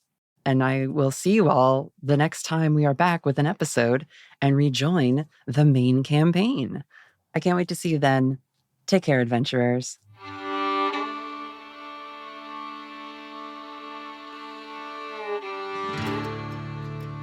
All right, what are you guys doing? Jean is just lumbering around. He's just following Hawk. Hawk is humming and singing the song again. I think that Ruby waits until she sees that you're done talking in general and then wanders over. So anything interesting? Anything of note? He literally just points at the pipe and keeps singing. Okay, pipe. Got it. Cool. Are we going into the pipe? Does it go, like, is it a straight into the pipe, or does it, like, descend? It's a very slight angle. I mean, eventually after like 30 or 40 feet, the pipe is digging into the ground. Mm-hmm. But like the lip of it where you could step in is at ground level. And then, like I say, it just sort of descends downward at a very slow angle of descent. As the stanza ends and he does stop humming and singing and stops moving, my friend here says that this pipe just appeared a couple days ago. Which, Haven, is similar to how the cacti seem to have just sprouted those pipes, and how the water seems to appear out of nowhere and then be drained away by drains which appear and disappear. Being somewhat local to this area and above table, knowing that the prospector said that the creek dried up and this pipe appeared, was this area full of it? I mean, it's Arizona, but was this area full of enough water to hide this pipe? No. Okay. There was a small trickling creek here, which is now gone. And I think you see like the tiniest little bit of flow of water into and down the pipe. There's sort of a dripping echo that comes from inside. I'm loath to say this, but I think we're going to find out what's going on if we go down there. Anybody got a flashlight? Oh, yeah. They go to the back of the van, open it up, and it's full of rock climbing equipment, camping equipment. All of the back of it is all of those workshop shelves that have like slats in it where you can put all the hooks and everything. Yeah. So the whole thing is just all kitted out. The funny thing is about this van, the exterior is very like beat up, but the interior is very nice. Like very, very nice. And some of this is like brand new equipment, not cheap. It's an REI inside of the back of this van. Like you get the good pegboards. Yeah, it's the good stuff. It's been like painted to like have a little mountainscape on it. It's kind of like decoration. Yes, absolutely. It also has to be sturdy enough to survive his driving. Haven follows Hawk to the back of the van and is like, it's been a couple months since you've done a What's in My Van blog. Do you think you're ever going to do another one of those anytime soon? I really want to do one. I've just been really busy. I got to do one though, because I got a bunch of new stuff. I have to show you my new stove. Please. I mean, I love all of your content, but like I'm fascinated with like how you fit so much stuff in the van. I read and reread those. Like you did a video for the last one, so you could do a video for this one too. It's fine. Yeah. But the rule is minimal is maximal. Exactly. How far down is how far do we have to go down to look at this pipe? You don't know. Okay, we can't tell. Oh, fantastic. I mean, it goes for 30 feet where you can see pipe above ground. And after that, it continues below. And like looking in, it's dark without a flashlight or actually traveling within it to see how far it goes. Sure. Okay. Hawk, how much rope do you have? I don't know. They pull out like a few bundles. I'm just thinking maybe we need to have a way to get back or something to hold on to in case water or something starts becoming active. That's smart. We could tie it off to the van. Wow, you're so smart. Yeah. Just like runs all over and starts tying a very, very nice series of knots. Ruby will never tell Hawk, but really the idea came from one of Hawk's articles in the blog that Ruby says she doesn't read. Yeah. Perfect. I will help you with the rope as best I can. And like Hawk has another rope to like tie rope to rope as we go down. And then hands you like a really big flashlight. Yeah. You got your safety line, you've got your like lead back, so in case this becomes labyrinthian, you can just trace your way. And you all descend into this large, dark pipe. Who's leading your group as you descend? Is it Hawk who has the best shot at seeing things, or is it Ruby because she's the professional? Hawk probably will not take the front unless no one else goes. If Ruby sees Hawk not actively taking the front, she will take the front. Okay. For better or worse. Yeah. Ruby, read a bad situation. Mm-hmm. 6. Okay, now does someone want to help out? Because a 6 is a roll that can be pushed to a mixed success if someone successfully performs the help out action. I'll help out because I think now that I've heard the conversation with Agent Brightwood, I'm just like, Agent Brightwood is going to be so proud of you. Think of how you'll be able to tell her that you did this. It's going to be so good. This is going to be amazing. Aww. Okay, yeah. So roll help out, Haven. That's going to be plus your cool. That's my cool. Okay, wow. Okay, here we go. Oh no. Oh no. That's not good. Oh no. Oh no. This is how we actually die. This is how we actually die. That's a 1. Oh no. Oh my god. I rolled snake eyes and I have -1 to cool. Yeah, that'll do it. Okay. What it is you're just making Ruby really nervous now of like reminding her. Yeah. What I will remind you all of is you have 1 point of luck in this one shot if you would like to burn it for a 12 on this roll, if you think now is the time to do it. Otherwise, you will fail and we will see what happens. But everyone has 1 point of luck. Remember that as we enter the like final. I will burn mine. Okay. I can burn mine as well if I'm up front. Nope, I'll burn mine. Okay. We've already had the second roll happen, so your roll stands as is. Okay. So if you burn your luck, your help out is a 12. Because it's not marked as advanced, we'll just take the 10 plus option. Your help grants them +1 to their roll. So Ruby, you get a 7 on your read a bad situation, which will let you ask 1 question from the list. I think I would ask the question, are there dangers we haven't noticed? We know this is dark. We have a flashlight. Is there dangers we haven't noticed? I think the danger, right, because that humming sound is still around. You hear water moving, but it does not sound like it is surging. I think as you descend further into this large pipeline, you start to see that it is not just a single straightforward shot. There are branching other pipes that seem to come in and join with this one, meaning that the further you go in, the more options behind you there are for water to rush in and down as you continue to move down this slope. Basically, the answer is water's not just going to come at you from one direction if it's coming or if it potentially does come. And also, whatever this is, it's much larger than a single pipe going into the ground. Enough so that, like, you're probably losing signal on your phone. If you had glanced at a structural report of the area, which you might have been doing, trying to figure out, like, where's the water coming from? Why is it disappearing? Like, there's so much piping going on here that is not on any record. Sometimes you see one above you. Sometimes you see one below you. There's like no rhyme or reason to it. Like at one point you have to leap across an opening in the pipe that just otherwise would have sent you straight downward. The danger that no one has noticed, and is the reason the water crisis is so bad and no one can find an answer to it, is that like this is the supernatural cause of the water shortage. Water's being siphoned away towards what you're not sure of yet, but definitely away and using this tunnel system. Thank you. Yeah. I think as it continues, like we reach that large gap that we have to jump over, and Ruby just gets this look on her face of pure concern, kind of glances back at the rest of the group. Mm-hmm. Guys, this structure is not on any map. I looked. This doesn't make any sense. I get ghosts have said it randomly appeared, but like the structural way that this is designed doesn't make sense. It's going somewhere, but there's all of these other branches. And what if something breaks, or what if the ghosts decide to drown us in this particular cavern? Well, we've got a rope. I don't know if that's going to be enough. It's going to come from everywhere. Knew I should have brought my scuba stuff.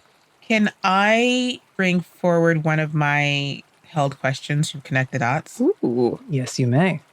Down here, hearing the rushing water and seeing this like labyrinth of pipes, Mm-hmm.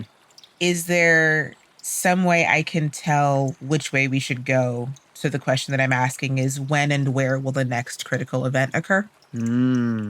It definitely seems like the large pipe you are in, which has all these sort of offshooting branches, is the main direct line to the sound source. The echoing hum is coming from ahead of you, and the sound of water rushing. And again, it's not the same as the like water filling a space and about to burst forth, like the cactuses and the pipes there. This is more, it's probably an odd sound to you, but one that's like pretty unmistakable once you've heard it at least once in your life, Haven, which is that of like water falling and splashing into a larger body of it, meaning like a waterfall type sound is what's coming from ahead of you. I walk a little bit ahead of Ruby and shine the flashlight I got from Hawk down like the central pipe. And I say, this is the way we need to go. But the water I hear is falling, not rushing. It sounds like a waterfall. And I've fallen asleep to enough soundscapes to know what a waterfall sounds like. That concerns me. I am equally as concerned. I guess I should be? What do you think, Gian? Excellent. I mean, if we find a waterfall, you can just heave us up and down, right? Is there anything that John specifically could pick up from all of this? You know, I think the further you go into this tunnel, you start to catch an energy in the air. And I think maybe some of your hairs stand on end, even though they shouldn't be able to, because there is no bodily reaction to cause that to happen. Mm-hmm. And you feel a charge in the air reacting to your hunger. Similar to how someone like a predator might be able to suss out a scent or anything of that nature. Is there a directionality to this that I can pick up on? There is, and I will say, as you like have traveled into this dark tunnel, maybe like just instinctually your eyes have shifted once again.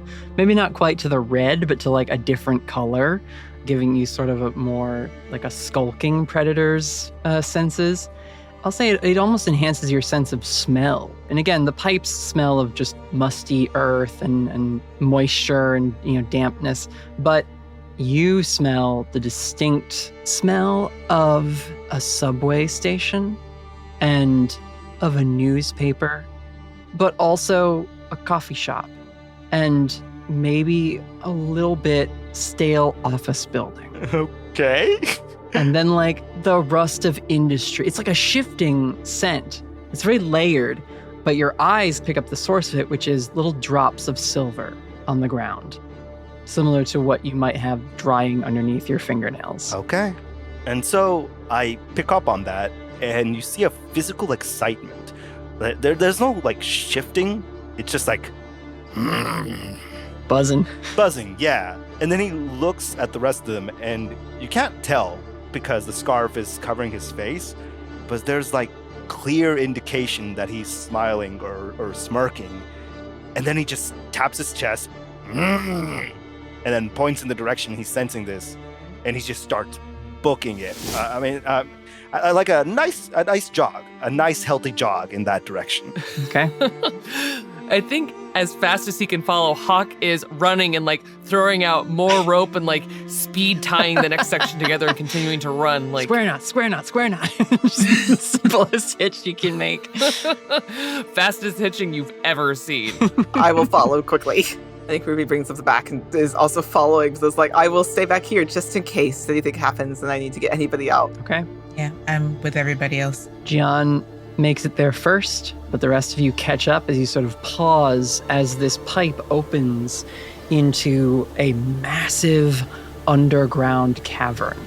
There are huge stalactites hanging down from the ceiling and joining into pillars with stalagmites from the ground and others that haven't quite grown enough to combine with their opposite. You're looking out across an underground lake filling this cavern space, and from various heights, because it's a massive empty space. You see now why the echoes reverberated so much and sort of overlaid on each other as they traveled through the pipe system. But there are more openings like the one you're standing in at different elevations throughout the cavern. And some of them are trickling water in and dropping it down into this lake, and others are just spouting water like they have actual pressure behind them. And it is filling this lake and adding to the volume of water here. It is so vast. Honestly, quite beautiful if you were not looking at the source of an entire city's suffering made manifest. I think Hawk skids to a halt, but is kind of stopped from looking at how beautiful the underground lake is, because all they're thinking is, where's the song? Where's the music? Mm-hmm. And I'd like to use an ability. Hey! I'd like to use the move Tune In. Mm-hmm. You can attune your mind to a monster or a minion, and I'd like to do that if possible. Okay, yeah. Is that a roll or you just do it? It's a roll. Okay, roll 2d6. I'm going to use my luck because that's a 4. It's a 7 total, but I want to succeed. Sure. So I'm gonna. Okay. On a full success, what do you get with Tune In? I get to hold 3, and I have some questions I get to ask. Okay. And I get to gain a +1 ongoing while acting on the answers. It's very useful. Very fun. The first question I would like to ask is, as he looks around, where is the creature right now? Where is La Llorona? You see, at the center of this lake, there is one of these stone pillars that seem to have formed and then maybe cracked apart by an earthquake long ago, creating a wide and smoothly eroded raised platform. And there, lying down with its legs curled underneath it, is the glowing creature you saw before, Hawk. Its long neck is curled around and resting its head in the lap of La Llorona, the weeping woman. This ghastly specter, as she just runs long, bony, skeletal fingers through the creature's glowing mane and strokes its head as she continues to sing this mournful, dirge-like song. The final verse, Hawk, you would hear as... Ay de mí, Llorona, Llorona, Llorona, llévame al río. Ay de mí, Llorona, Llorona, Llorona, llévame al río. Tápame con tu rebozo, Llorona, porque me muero de frío. Tápame con tu rebozo, Llorona, porque me muero de frío.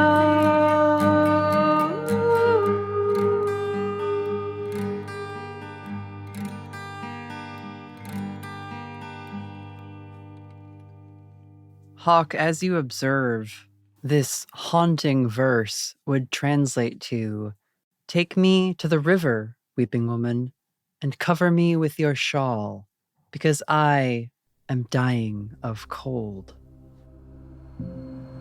And we see this ghost with her haunting, grisly form. Her hair floats in the air, drifting about as though being affected by a spectral underwater current, just petting the creature's head very gently as it's curled up in this very sad-looking or perhaps frightened state.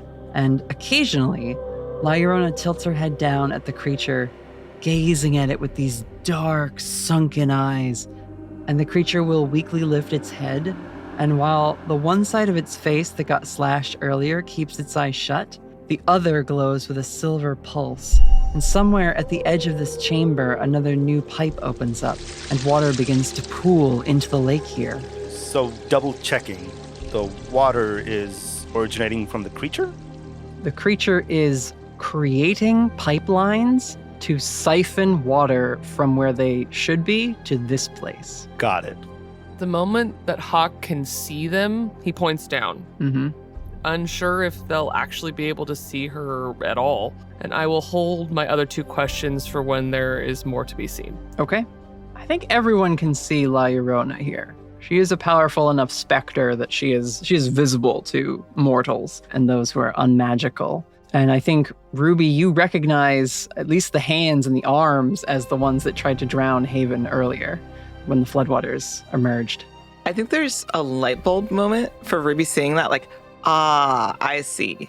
This is the monster. Got it. What's everyone else doing? Haven is whispering at this point, like, what do we do? Can we even get down there without jumping into the lake? You know, I could just talk to her. Oh, okay. All right. You look to Ruby and she is literally reaching for the 9mm on her hip, like, oh. Slowly removes hands. Like she wasn't just about to. Like, oh. Yeah, that's a much better idea. I think. I don't know. I don't do this very often. Even though it probably is not required for this ability, Hawk takes a deep breath in and like closes their eyes. And again, that like ghostly spectral aura begins to emanate from him. And I'm going to use telepathy. Hey! To try and reach out to La Llorona. Okay. And I think the first thing that he says through this telepathic ability to reach out is just, hey. How you doing? You up? Pretty much. Because her head is down, directing the stinging towards the resting creature, I think you see her face shoots upward and you catch a glimpse of this ghastly, undead visage.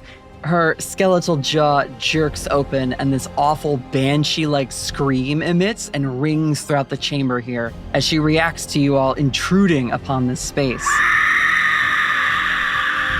The silver glowing creature quickly stands to its feet, and despite the wound on its face, its body crackles with more of this sparking energy as it looks very defensive. I just want to talk.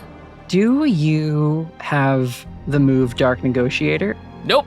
Okay. That's well outside their wheelhouse. Then I think you try to reach out and communicate, and La Llorona spreads her arms and begins to rise into the air, her waterlogged, tattered dress. Whoa, nope. Okay, nope. Never mind, this is not working. Shit, do I shoot it? And as she rises into the air, Hawk, you see several glyphs appear in ghostly runes that are scattered about this cavern near the various drains. And La Llorona begins to be surrounded in this spectral energy. And that's what you catch for now, as the silver creature leaps from the pedestal and is headed towards your group. John, at this point, he's been trying to hold back. I think out of respect for Hawk and the rest of the crew, but particularly for Hawk, simply because they have a rapport together. And Jean clearly can see that he's trying to talk and connect to the ghost.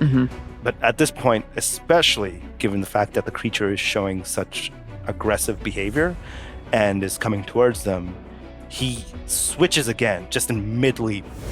He leaps forward in one form and then lands in another form, transforming midair. Ooh, yeah. Collides with them. Yeah. He just bolts forward against this creature, wrestling it down and once again attacking it. You two can collide mid-air as you leap forward to intercept it before it can reach the pipe opening that your friends are all standing on. The two of you clash, spiral, and there's a as you fall into this large lake. Roll kick some ass. Where is my dice? There we go. Come on, give me something good. Ooh, that is a 10 to hit. Okay. On a 10 plus, you get to choose the next effect from that list. I'm gonna go with Terrible Harm. Okay. Yeah, that bonus gives me +1 to harm using my life drain, plus the extra added harm, and then plus Claws of the Beast. Yep, 4 total. Yeah. You claw at this creature, which again, under the water, shrieks, and its body crackles and sparks, and the entire lake becomes electrified. Everyone's still up in the pipe. You saw Gian take this bolting leap, collide with something, and then drop into the water, which now crackles, and arcing trails of electricity start to dance around the edge of the cavern. you'll recall what Haven said about those copper pipes, an excellent conductor of electricity. Its long serpent neck, if you're like clawing at its side, comes right up to you under the water, and it opens its mouth and a dragon roar emits.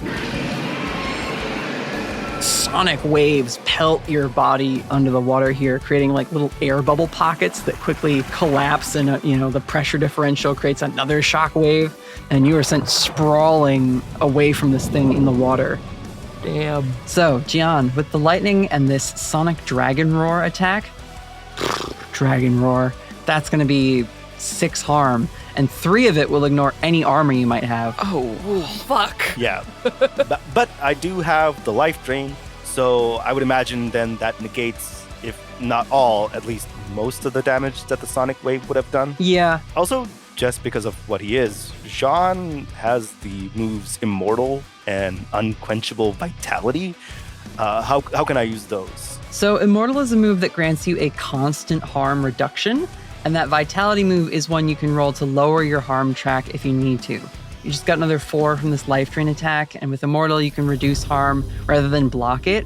So with all this, that means you get this boost of energy, and it gets immediately burned as it maintains your spirit and fights to hold your physical shell together and stop it from being shredded here under the water. I want to describe one visible element. Yeah.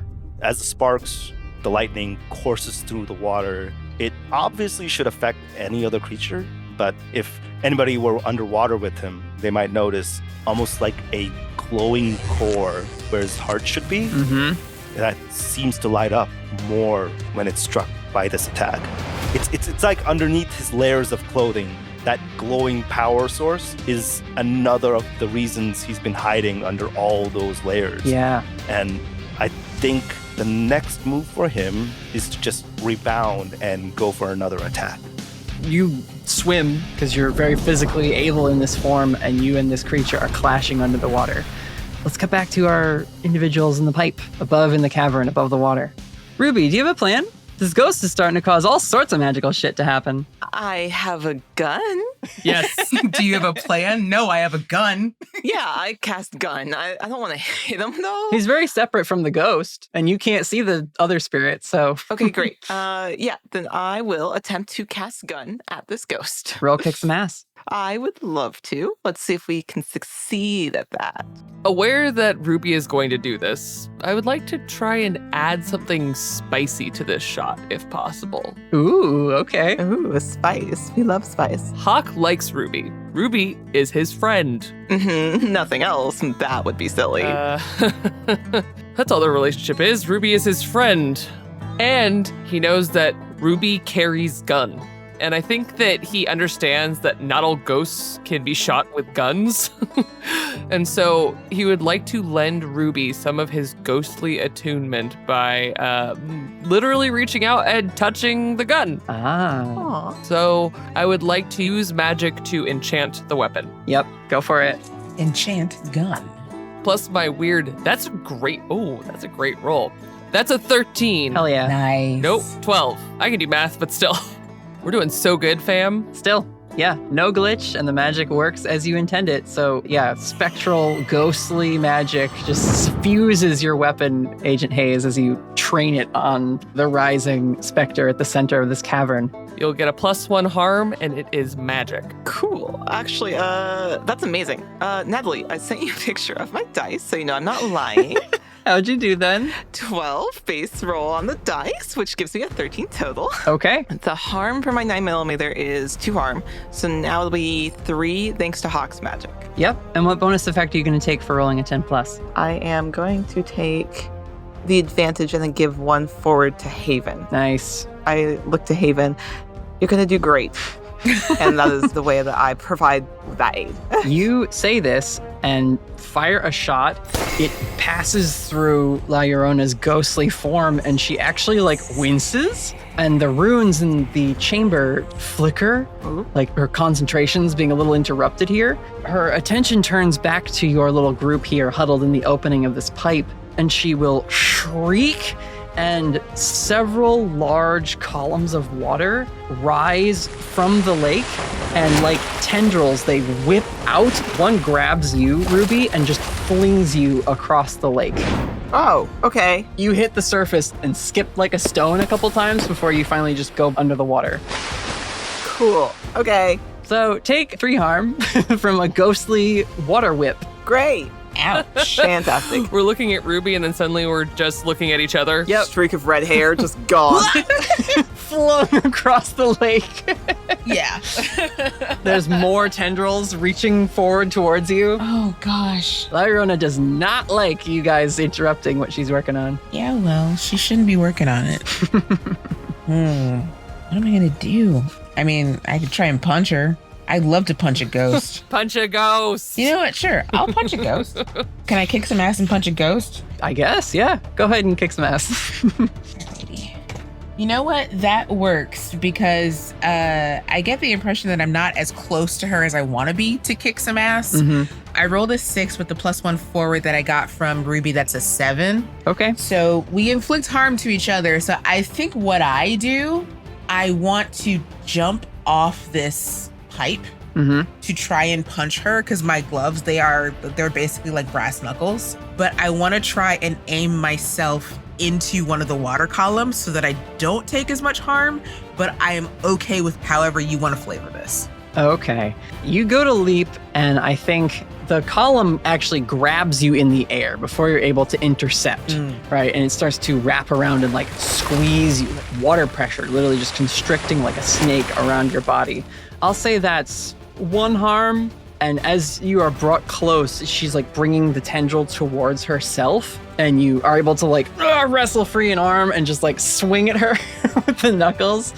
And I think because, you know, you've interacted with this ghost before, the bullet that has like hit her has made her maybe a little more tangible. Yeah, I want to punch her in the bullet. Yeah, you get her in the wound where the magic is still affecting her, and she's like, ah! Like, you shouldn't be able to punch me, but you have somehow. And so, yeah, she will just sort of shriek once you do that, and she plunges the tendril down, making this 2 harm. Since you're not being thrown, but you are being squeezed and then shoved in the water. Okay. Squeezed and slammed. Yep. Hawk, you're the only one left in the pipe and out of the water. Yep. Hawk is watching the situation and seeing the massive splashing and lightning going on one side, and these 2 people being flung into the water in other places. Mm-hmm. And he looks back at La Llorona and starts to think through, like, I really like this music, but this really needs to stop because we really need the water. I promised Ratcliffe I would bring back the water. And in order to bring back the water, I think I need to get rid of her. And under his breath, he begins to sing her song. Uh-huh. But I feel like hers is kind of in a minor key, and I think he begins to sing it in a major key. Or at least hum it in a major key and like brighten the music a little bit. Yep. And as he does, he's going to attempt to, like, I think he does this for unrested spirits kind of regularly, empathizing with what they're looking for and trying to find a way to calm them down to settle the situation. Yeah. And through doing so has banished spirits in the past. Ah. Mm-hmm. And so instead of jumping into the fight, because Hawk is many things, great at talking, loves people, and is not so good at the fighty thing, but vibing, yeah, we can definitely do. And I would like to vibe on a legendary level and attempt to banish La Llorona. I'm going to say that this is kicking off big magic. It is big magic that is competing against her big magic, which is the ritual she is now attempting to use this large amount of water as the catalyst for. For a brief moment, our camera cuts through the layers of rock and earth that you guys traveled through the pipeline to get to this space and to the city of Phoenix, where we see storm clouds gathering and a rain has started. And rather than the like sporadic flash floods from these hidden pipes throughout the city, these magically grown or manifested pipes, thanks to this glowing spirit, this rain has been also enchanted using the gathered water here as a source, and it's a flash rainstorm. Now an actual city-wide flood warning is in effect as the rains come and douse this region. And I think as you sing the song, lifting into the air again and sort of drifting out across the water towards her, she, hearing your song, tries to harmonize to enhance her own spell, but you're competing and like shifting against it. And I think the two of you meet over the lake, both singing this echoing song within the chamber. And the runes here flicker and flicker and flicker. They're not sure which song to listen to. Is this a restorative rain or is it a flood to drown Phoenix underwater?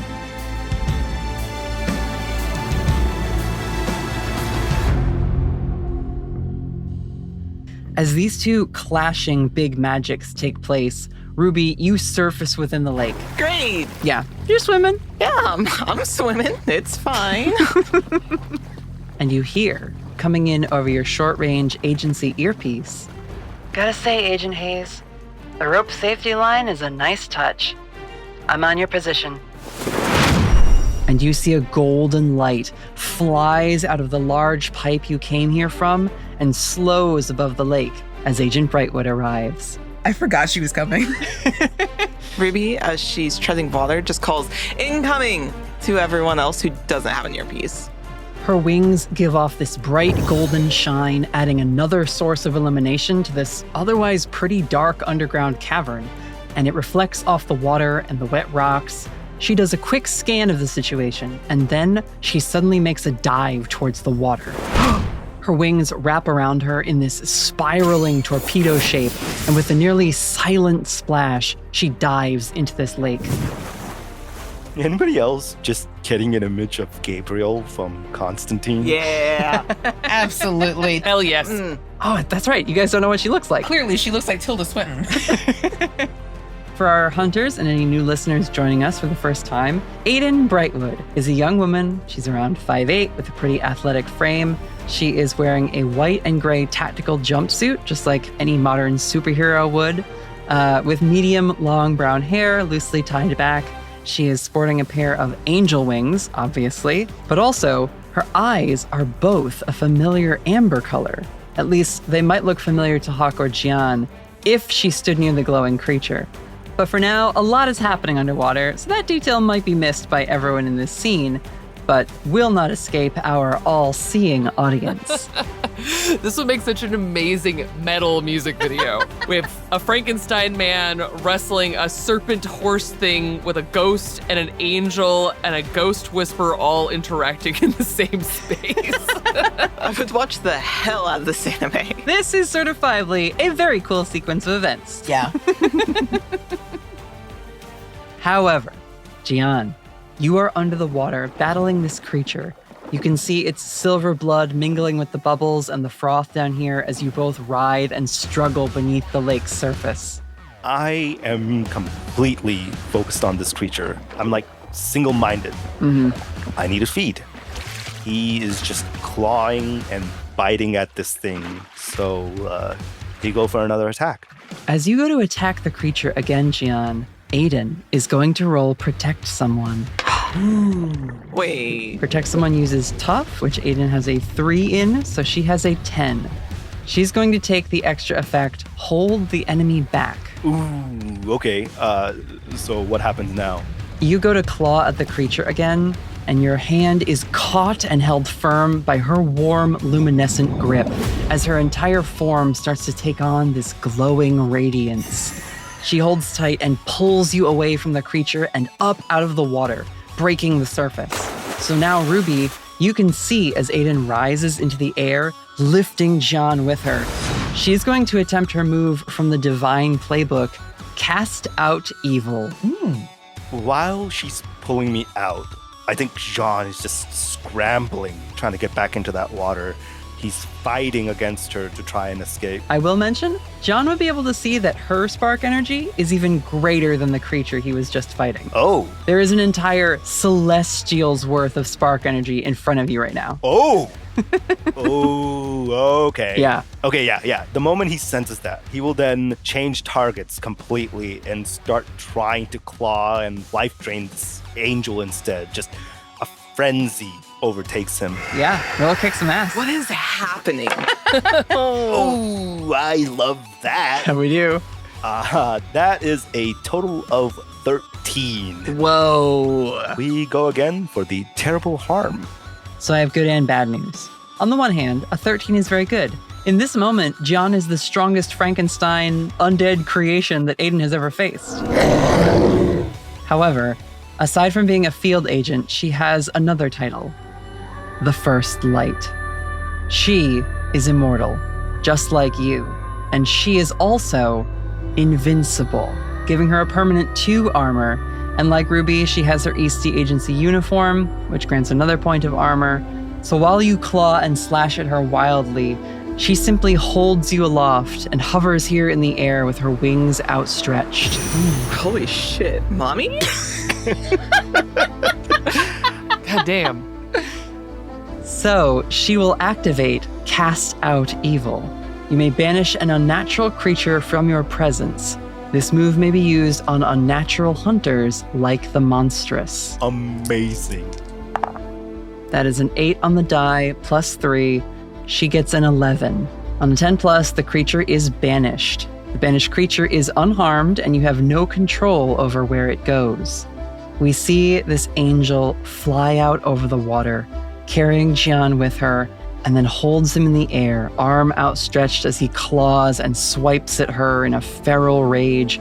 But she seems to just shrug off his blows. She calmly places a hand against his chest, and a pulse of gold light passes through Jian. And you go limp. Oh.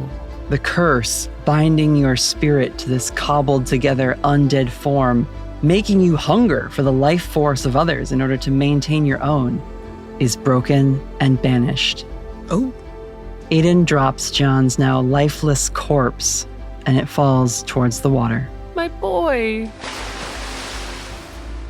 I have one question. If Hawk sees the movement, looks down and sees John being lifted by Aiden, when his spirit is banished, does Hawk see it?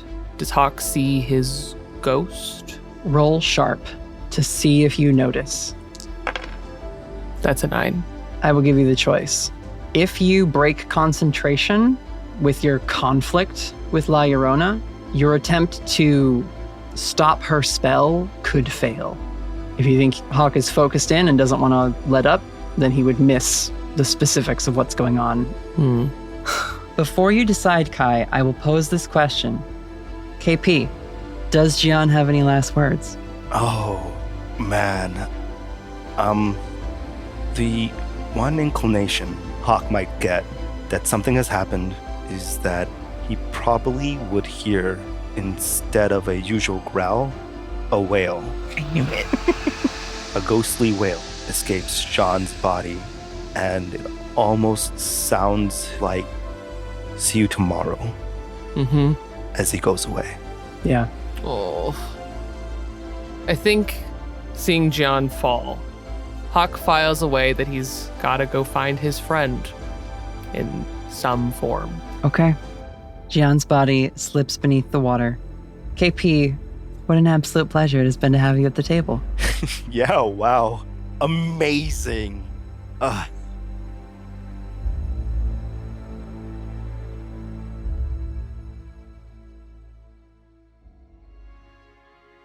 Question.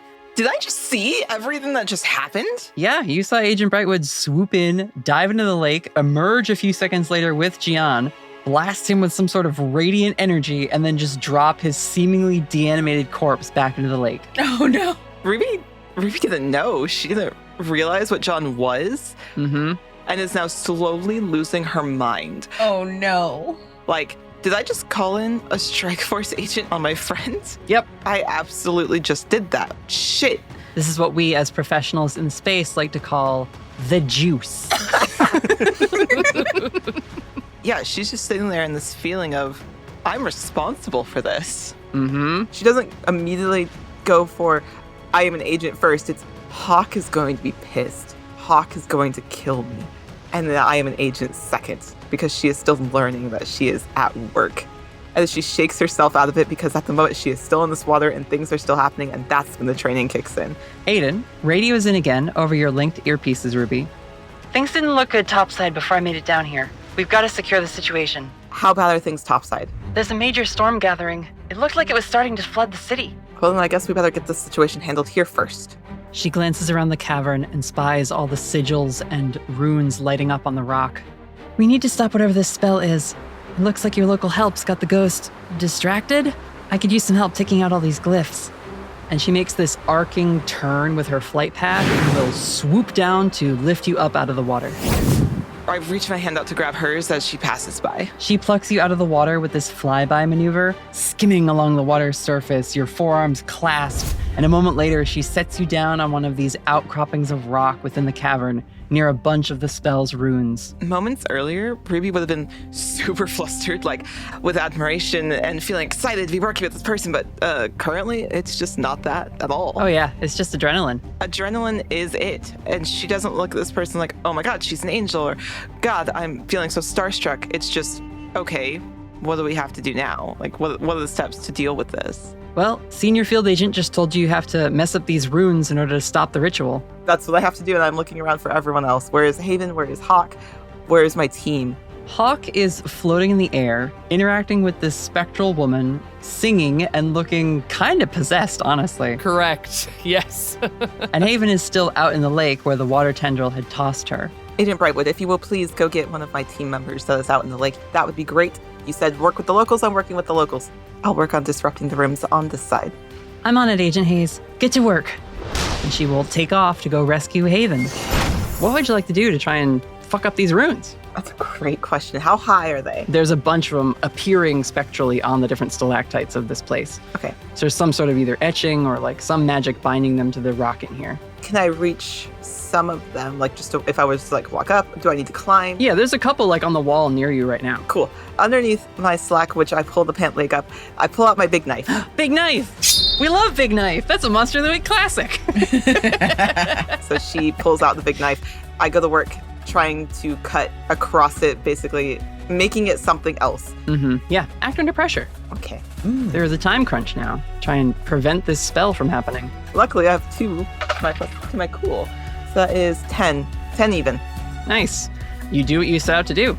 So yeah, you go to work on these runes and start hacking at them with your knife, scraping at the rock. Yeah. Haven, Me. you're in the water. I am in the water. I think you see the glowing creature sort of rising from beneath you. It is moving not quickly, but it's not just surfacing. It's like coming at you. The glowing creature? The glowing creature, yeah. I think Agent Brightwood gets there in time to sort of like lift you up out of the water, and you see this glowing creature's long snaking neck burst from the water and go to bite at you and just miss the tip of your boot. She says, "What is it doing? I've never seen it come after people like this." You know, I'm gonna use my final question. Okay. Connect the dots. Yeah, it's a mystery. How does this mystery connect to the bigger picture? Why is this creature, this glowing creature, acting out of the ordinary? Oh, hell yeah, Latia. Oh my God. Oh my God. Okay. You're so on it. So I'm going to give you the answer that Haven would know, but I'm also going to give the adventurers the larger explanation because I guarantee they're also very confused as to what this creature's doing being an antagonist in this episode.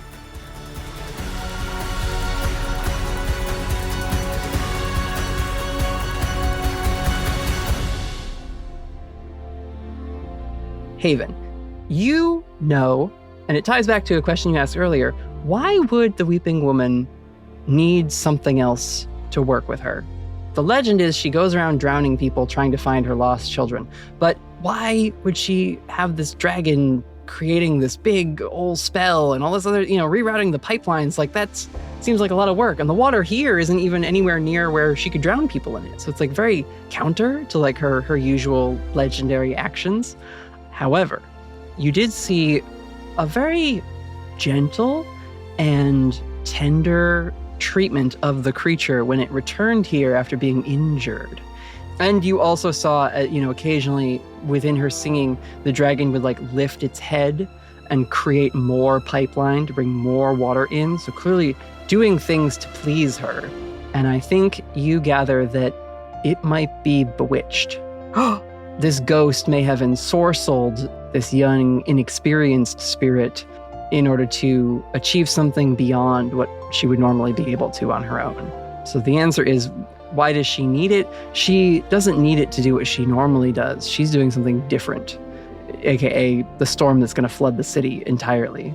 This angel is saying this is unusual, and you think this connection between the two, the ghost and this spirit, probably has something to do with it.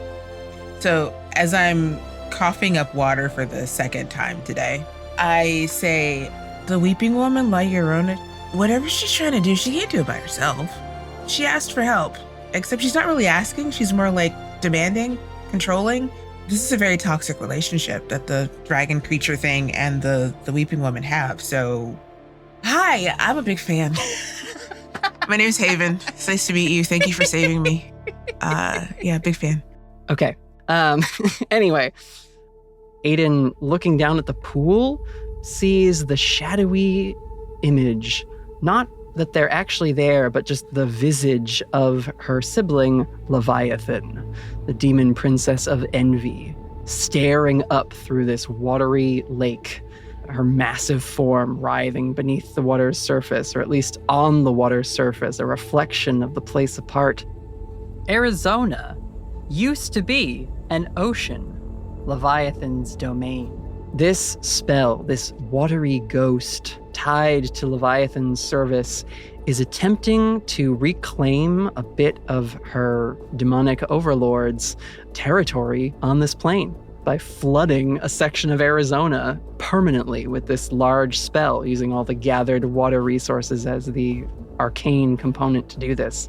A massive create water spell, if you will. Mm-hmm. And by ensorcelling this dragon creature who has these abilities over infrastructure, they were able to achieve the setup for this massive ritual very stealthily, and thereby avoid alerting Aiden and the Eastie Agency, even though she's been tracking this creature for some time. Aiden puts some of that together, mostly because she knows Leviathan is one of her more crafty and sneaky siblings, and what I, as Keeper, can tell the listeners, just to fill in the events a little bit more. In the last episode, Aiden was briefly banished to the place apart where the demon lords are exiled. And when that happened, the dragon sensed her presence vanish from the world and freaked out. And they were feeling very alone and scared and vulnerable, and fled to, quote unquote, the middle of nowhere, a dry, desolate desert, but a city within that desert, where it was contacted by this ghost, and basically La Llorona lured the dragon in with promises that she would help find and locate the missing angel, and was able to ensorcel them, and just straight up lied to this dragon, claiming that the ritual they were going to help her set up would be a massive scrying spell in order to find Aiden. Rude. Yeah, not great. So she says to you, I'll see what I can do to help this dragon spirit, but at the very least I can keep it away and buy your friend some time to deal with that ghost. They look like a powerful grave speaker, but if it ends up being too much for them, just give me a shout, okay? And she will set you down on the central broken stalagmite, above which Hawk and La Llorona are floating. And as the dragon spirit rises out of the water, bounds on the wall, and leaps back towards the two of you, Aiden will intercept it, and the two of them plunge back into the lake.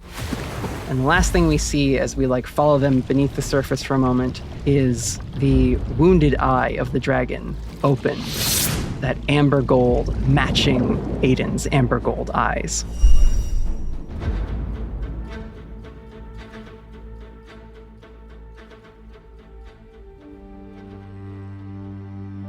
Hawk, you're doing some big magic, bud.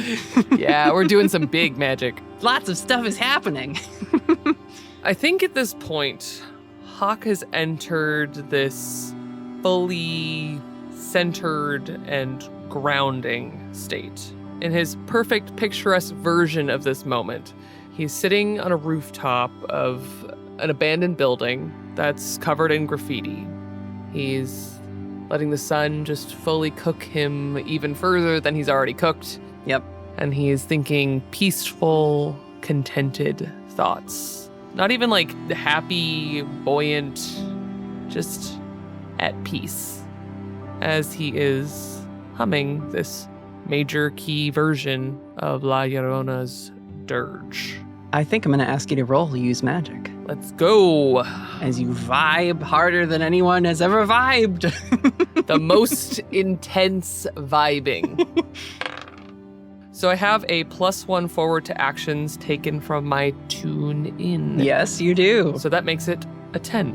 Amazing. I love when the dice cooperate. The dice say yes. We enter your headspace, Hawk. As Aiden said, you are a talented grave speaker, ghost whisperer, whatever you want to call your abilities. You are able to touch and communicate with the spirits of the unrestful dead. And we see you sitting here atop the roof of this abandoned, unfinished gas station, covered in graffiti, watching a sunset sweep across the red Arizonan desert.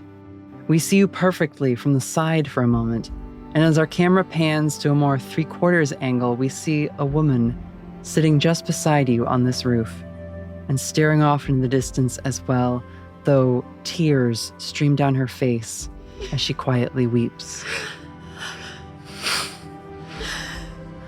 Ooh. I'm sorry. It's fine. It's fine. If I finish this, Leviathan says I'll find them. Find them? My 2 boys. Oh. The thing about finding what you're looking for, you can look and look and look, but when you find it, it's almost never what you actually wanted. You've made an idea in your head, like chasing the sun. You can get to the sun, but it'll burn you. The best parts of the sun are at sunset, the light that makes everything beautiful, that magic of the shadows at twilight, the warmth left behind when it's finally gone, the desert at night. You don't actually want the sun. You want to appreciate it while it's there, because you can't stop it from moving on. I'm sorry, Senora, but your suns are probably long set.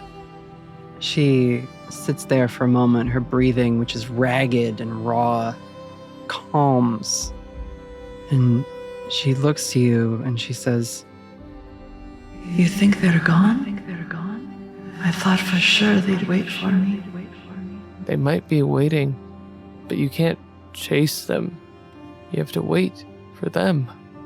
She looks out and we see the sun dip below the horizon line. The desert at night. I think you might be right. Vísteme con la luz del sol, Llorona, envuélveme en calor. Vísteme con la luz del sol, Llorona, envuélveme en calor. Y en las arenas de la noche, Llorona, ahí me espera mi hogar. Y en las arenas de la noche, Llorona, ahí me espera mi hogar.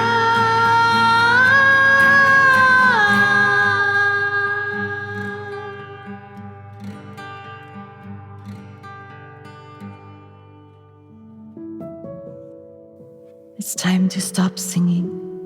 You can sing as much as you want, but You should rest. They'll find you. Her eyes get heavy and sort of flutter a couple times. Her head does the nod. Hawk wraps an arm around her. Her head hits the crook between your shoulder and neck, and you feel her frail form exhale, and you hear a distant rumble of thunder. And then a light rain falls on you, and you close your eyes, tilt your head back, and let the rain hit your face. And your arm drops to your side, no longer wrapped around anyone. Her last verse, Hawk. Clothe me in sunlight, weeping woman. Wrap me in warmth. In the sands at night, there my home awaits me. We return to the cavern where we see La Llorona's form continue to sing, but now it is in harmony with your version of the song, Hawk. And the runes which are left flicker a few more times and then fade. And La Llorona's form fades away and her voice trails down to nothing. Hawk, do you think you come to, or? I think he does come to, and it's a little sudden, like sleepwalking off a roof. Ooh. I think you might descend, your ghostly abilities sort of retreating as you come to your senses, and drop onto the edge of this like stone pillar that you and Haven are standing on. I was about to be mid baseball swing on this rune, but having heard the song get lighter and eventually fade, and then Hawk coming down to us, I think I kind of like reach out and grab Hawk just in time to stop them from falling into the water. Amazing. I think as they do grab him, the odd thing is most people associate ghostliness with cold, and he's warm, like sunlight.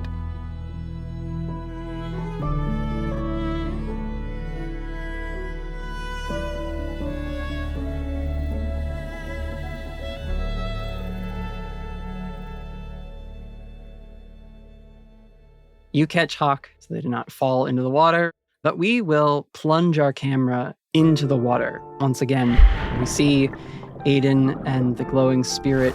We see her glowing and calm. She's not really having to exert herself all that much. Her divine strength is allowing her to just sort of grip onto this thing, and it's unable to shake her. We see she has climbed up its long serpentine neck so that she is sort of hugging around just where the skull would like attach the spine. She's maybe got one hand gripping on one of its horns that stick forward, and she places a hand on the top of its head. She sends a similar gold pulse through this spirit, and we see the marks on its face and side close up. She will also, in combination with this, activate her Soothe ability to calm its emotions. And I think it eventually makes its way to the shore where you were, Ruby. Struggling, but like fighting less and less as it sort of shakes its head a few times and crawls up onto the shore, panting and breathing hard. And Aiden slides off its shoulders and presses her forehead against its face. And she says, "It's all right. You're gonna be okay. I'm here. Listen, you have to stop running off. I can't protect you if I don't know where you are or who you are, and you haven't really given me enough time to find out." This dragon spirit nuzzles its head into Aiden's shoulder as she says these things. Its eyes open and regard her with a warm sense of recognition, but then its ears stand on end, and it turns its long neck around to regard the lake and all the pipes within this cavern. Its eyes flash silver, and I think, Ruby, you can see just below the surface at this shoreline, a drain opens, and water starts to be drawn in. And we see this creature looks to Aiden, looks at all of you, and then leap away onto one of the pillars of rock, then to another, and it pauses and lingers in the opening of one of these large pipes just long enough to look back over its hindquarters at all of you with its long twisting neck, gives sort of a little like yelp, and then comes the lightning and travels out the pipeline.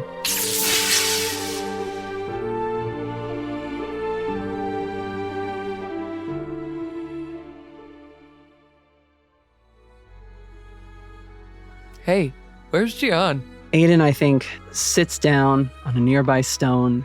She wipes her wet hair out of her face and gives a big, stress-releasing exhale. Hey, Gian! Agent Hayes, if it's all the same to you, I'll let you write the report for this one. Gian! Yeah, sounds good. If I can ask a favor, Gian, where are you? please don't tell the others about what you did to our friend. Wait, that zombie was part of your group? Hey, buddy! You know undead are a category of demon spawn, right? Gian! Well, like you said, local help can be surprising. Hey, where's Gian? We hear Hawk's question ring out and echo in the cavern. Ruby looks away from Aiden when she hears Hawk calling, and she'll just call back, Hawk, are you okay? Yeah, I'm fine, I think. Stay there. We'll come get you. Is Haven with you? Do you have her? Yeah, I'm here. I'm okay. Okay. I think Haven has me, actually. I have not let go of your arm, actually. Aiden sees the look of concern on your face as you shout to your friends up on the stone pillar. She smiles and gets up. Understood, Agent Hayes. This is your op. Let's get these civilians out of here safely. And she will extend her hand out to you. Thank you. I really appreciate the assist. And I will put my hand in hers. Her wings glow brightly, and there is a golden flash as Aiden and Ruby vanish from the shore and appear atop the pillar next to Hawk and Haven. She says, Let's get you all back to the surface. and will place a hand on Haven's shoulder, who is still holding onto Hawk, and with another gold flash, you all vanish from the cavern.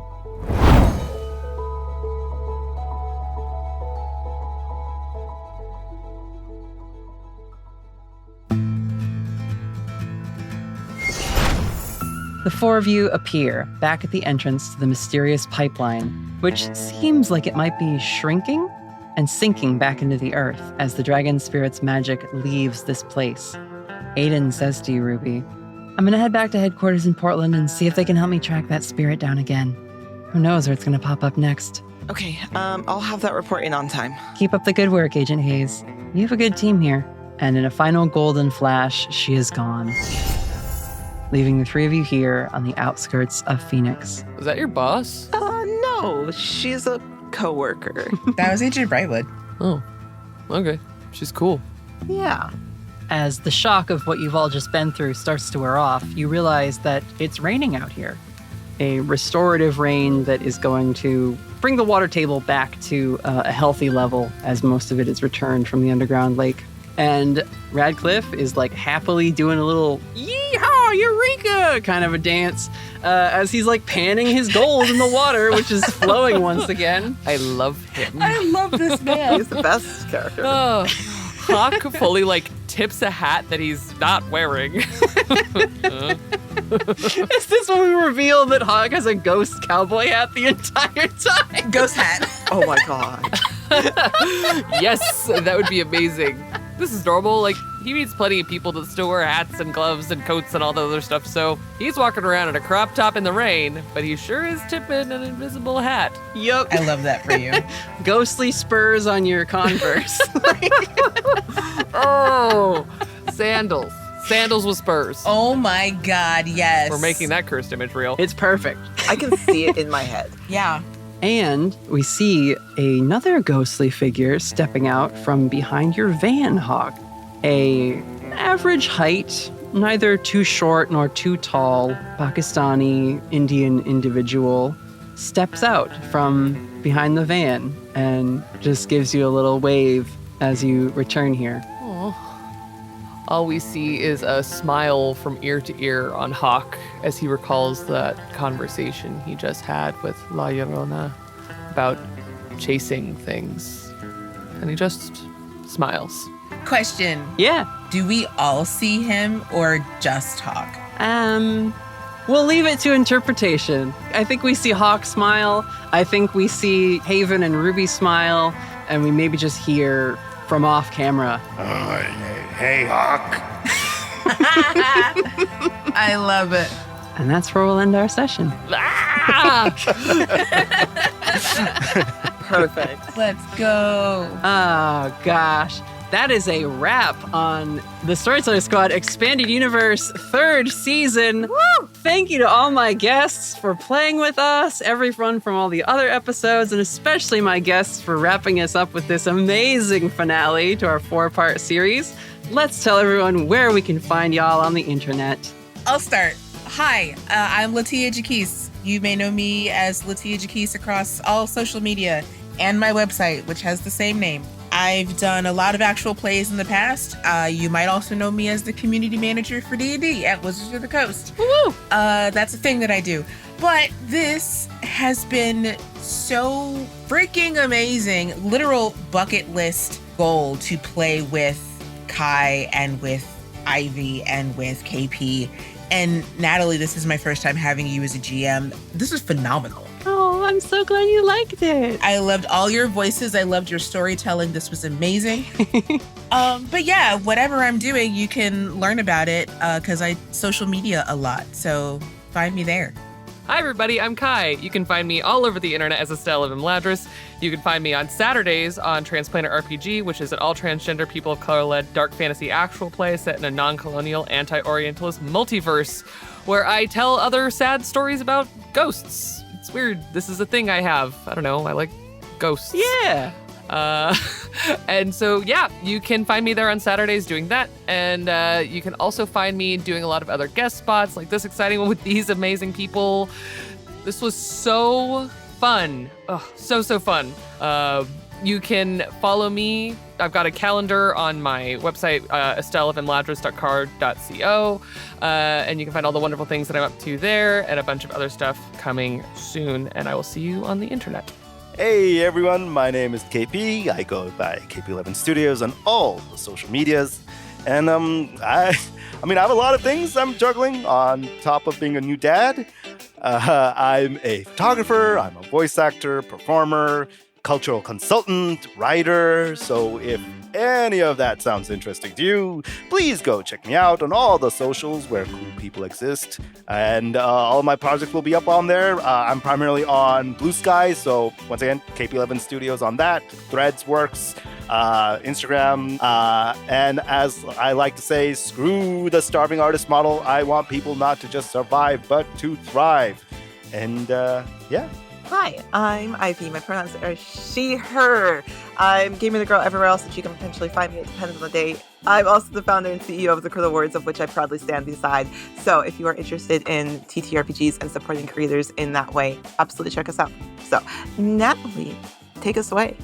If you're new and you are a listener of Transplaner or a follower of the Crit Awards or D&D in general or any of KP's photography and you're here because you know of our lovely guests, thanks for checking out the Storyteller Squad. I've been Natalie Fuinha.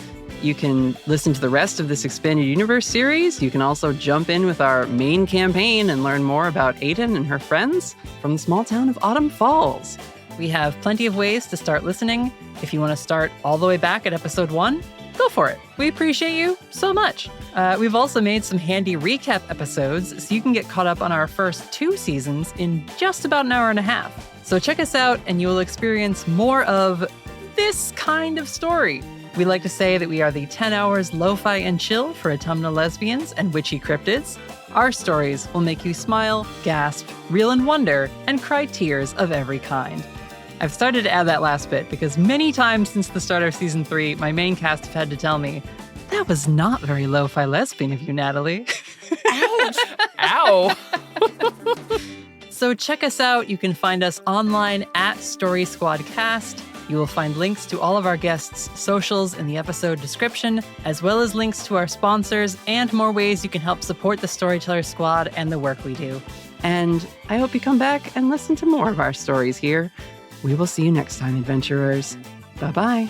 Bye. Bye, everyone. Bye, everybody. Bye.